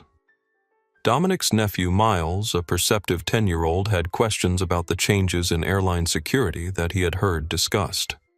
"Uncle Dom, did they really name those new rules after you?" he asked. Dominic smiled slightly. "They did, though I did not ask them to. What matters is that the rules help make things fairer for everyone." "Does that mean people will not get kicked off planes for no reason anymore?" The directness of children often cut to the heart of complex issues. The goal is to make sure decisions are based on what people actually do, not what they look like or what others assume about them, Dominic explained. "It is not perfect yet, but it is better than it was." Eleanor watched this exchange with quiet pride. Her son had transformed a personal injustice into a catalyst for broader change, just as she had taught her children throughout their lives. After dinner, while the others cleaned up, Dominic stepped onto the back porch for a moment of quiet reflection. His phone buzzed with a message from Agent Rivera, who had led the initial FBI response to the incident. "Thought you would want to know the Reynolds Protocol is being adapted for implementation across all federal law enforcement agencies. DOJ announcement coming this week." This expansion beyond the airline industry represented a significant evolution of the reforms potentially affecting millions of interactions between authorities and the public. The implications were substantial not just for security assessments, but for the fundamental relationship between those who wielded power and those subject to it. Eleanor joined him on the porch, intuiting his contemplative mood. "Good news?" she asked, noticing the phone in his hand. He shared Rivera's message. Eleanor considered it with characteristic thoughtfulness. "You know what matters most about this," she said finally. "It is not that they named it after you. It is that your experience helped create something that will protect people who do not have your advantages. People without badges, without institutional support, without the platforms to make their stories heard." Dominic nodded, his mother's wisdom as clarifying as ever. "That is what I have tried to focus on throughout this process. It was never about personal vindication. Though I imagine that moment when you showed your FBI credentials had a certain satisfaction to it," Eleanor added with a knowing smile. Dominic laughed softly. "I will not deny that." The setting sun cast long shadows across the small, well-tended garden where Eleanor had taught her children to grow both vegetables and values. The metaphor was not lost on Dominic, the careful cultivation required for both plants and principles to flourish. "I have been thinking about taking some personal leave," he mentioned. "The Sovereign Patriot case is closed and my current assignment is wrapping up. I have not had a real break in years." "That sounds wise," Eleanor agreed. "Where would you go?" "I was thinking about that flight to Denver," Dominic replied. "The one I never completed." Eleanor understood immediately.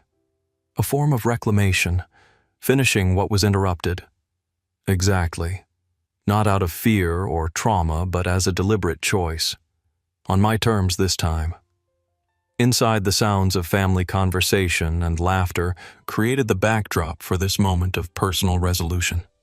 Dominic had processed the incident professionally throughout the investigations hearings and reform implementations.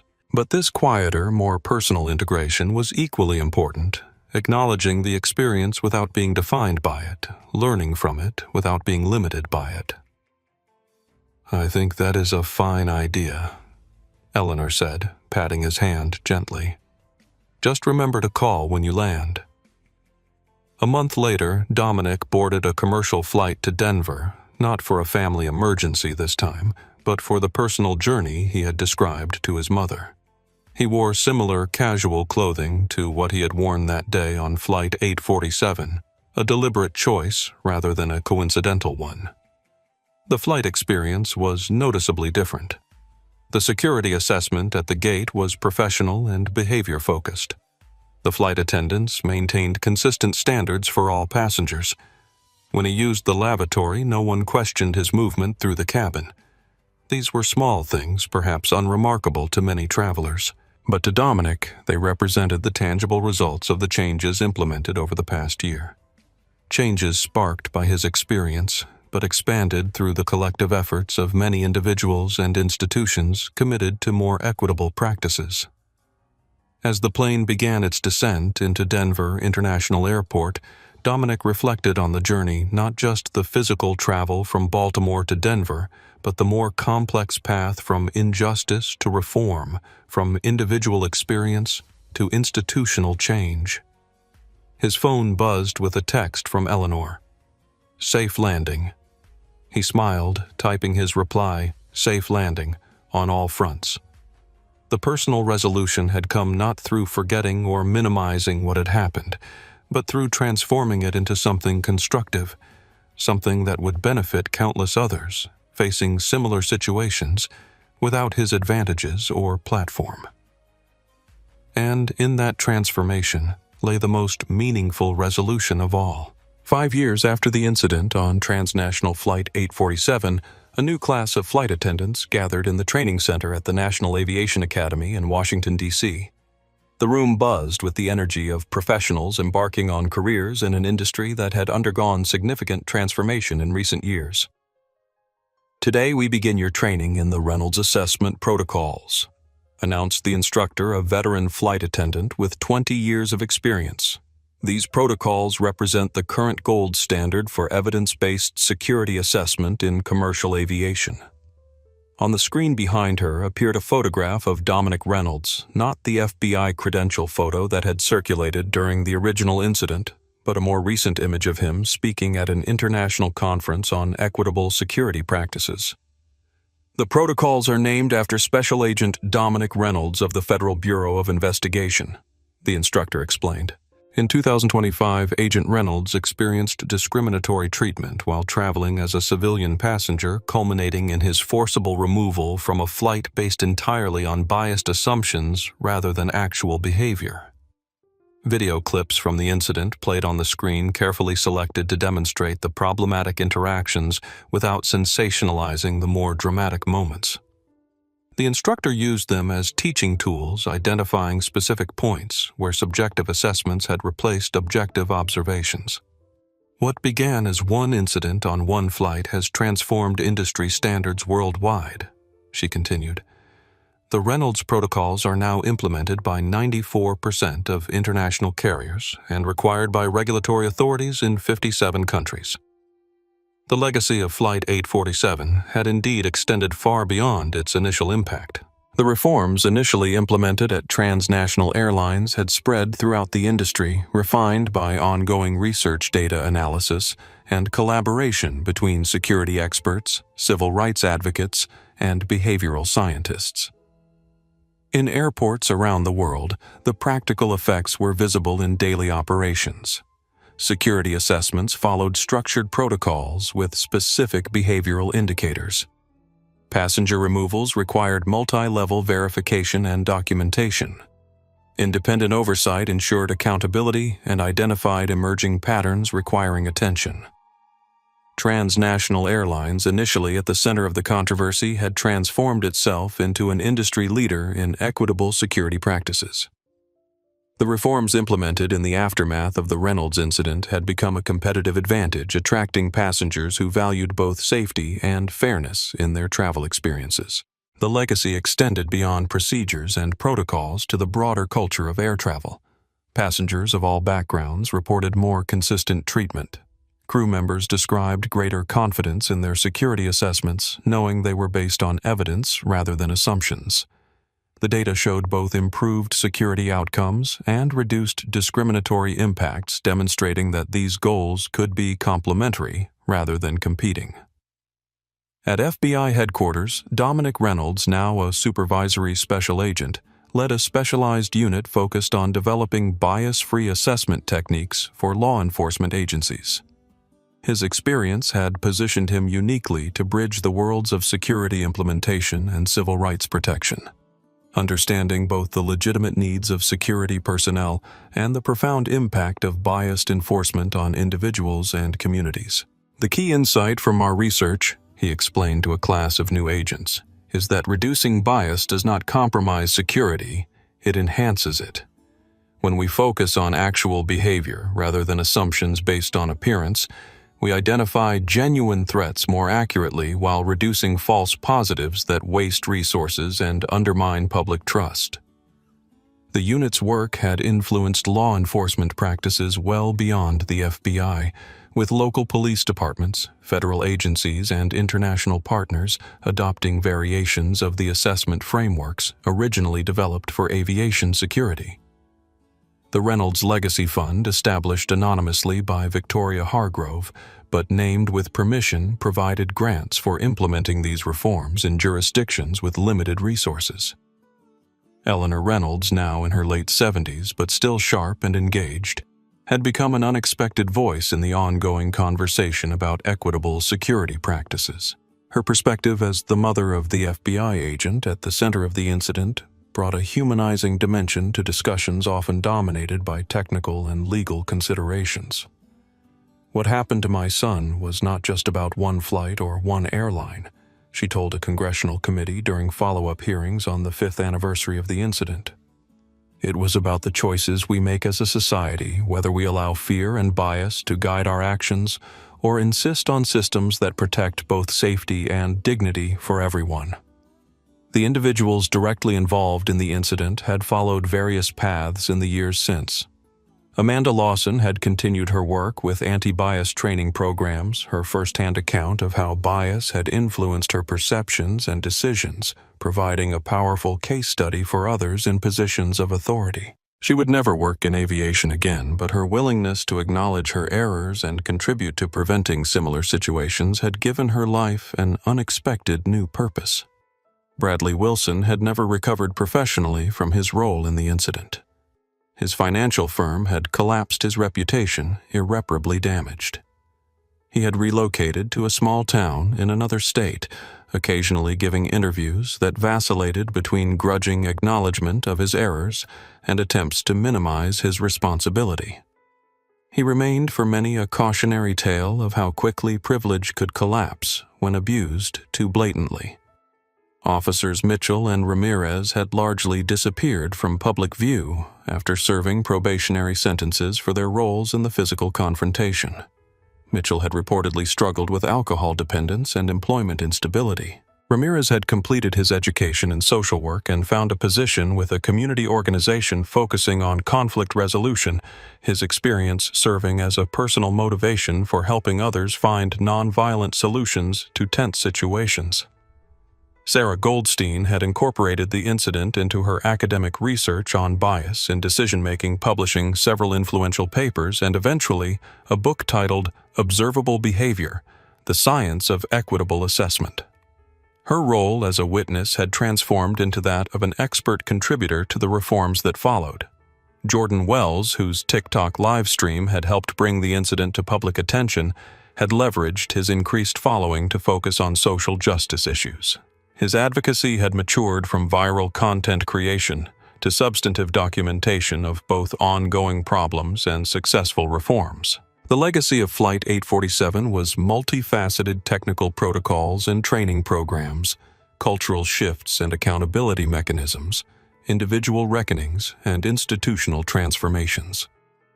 What had begun as a moment of injustice had evolved into a catalyst for change that affected millions of travelers and increasingly citizens interacting with various forms of authority in their daily lives. At Denver International Airport, a small plaque in the main terminal marked the location where the FBI had met transnational Flight 847 5 years earlier. The inscription was simple. From this site emerged the Reynolds Protocols transforming how we balance security and equity in public spaces. A reminder that justice requires both vigilance and vision. Dominic had not requested the memorial and had been somewhat embarrassed when informed of its installation, but he understood its purpose not to celebrate him personally, but to mark a moment when the revelation of a badge had created an opportunity for meaningful change. As new flight attendants learned the protocols that bore his name as security officers applied bias-free assessment techniques, as passengers of all backgrounds experienced more consistent treatment. The legacy continued to evolve. It was not perfect, no human system could be, but it represented substantial progress toward the balance of safety and dignity that had seemed so elusive on that day 5 years earlier. And for Dominic Reynolds, continuing his FBI work while occasionally consulting on the ongoing refinement of the protocols, the most meaningful legacy was not the procedures or even the improved experiences of countless travelers. It was the fulfillment of his mother's wisdom shared during those days in the hospital when the incident was still fresh.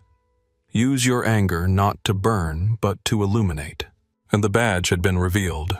The light had spread, and the path forward remained illuminated by that moment of revelation, guiding the ongoing journey toward more just and equitable practices in aviation and beyond. In the quiet moments after the incident on Flight 847, few could have predicted how far-reaching its impact would become. What appeared to be a routine passenger removal, one of hundreds that occur across the airline industry each year, transformed into a watershed moment that reshaped policies, practices, and perspectives. The revelation of Dominic Reynolds' FBI badge did more than just change the outcome for one passenger. It created a mirror that forced individuals, institutions, and an entire industry to confront the reality of bias in action. The consequences were not just about accountability for those directly involved, but about fundamentally reconsidering how authority is exercised and assessed in public spaces. Dominic himself never sought to be the face of a movement or the namesake of a protocol. He had simply wanted to reach his mother's hospital bedside without being judged by his appearance, rather than his actions. Yet in maintaining his dignity throughout the ordeal, in refusing to accept discriminatory treatment, even when he had the power to end it immediately, he demonstrated the quiet strength that often precedes meaningful change. If there is a lesson in this story, perhaps it lies in Eleanor Reynolds's wisdom about anger, that it can illuminate rather than destroy, that it can fuel reform rather than revenge. For every traveler who now experiences more equitable treatment, for every crew member who makes decisions based on evidence rather than assumptions, for every security officer who practices de-escalation, before force the light continues to spread from that moment when prejudice collided with justice and justice prevailed. What would you have done in Dominic's position? Would you have revealed your FBI credentials immediately, or would you have documented the pattern of discrimination as he did? Have you ever witnessed or experienced biased treatment in public spaces? And how did you respond? This story shows us that one person's experience can trigger widespread change when backed by evidence, courage, and institutional support. If you found this account powerful or thought-provoking, please hit the like button and subscribe to our channel for more stories that explore the complex intersection of justice, identity, and social change. Share your thoughts in the comments below, and help spread awareness by sharing this video with others who might benefit from understanding how bias operates and how it can be effectively challenged. Together, we can work toward a world where people are judged by their actions, not their appearance.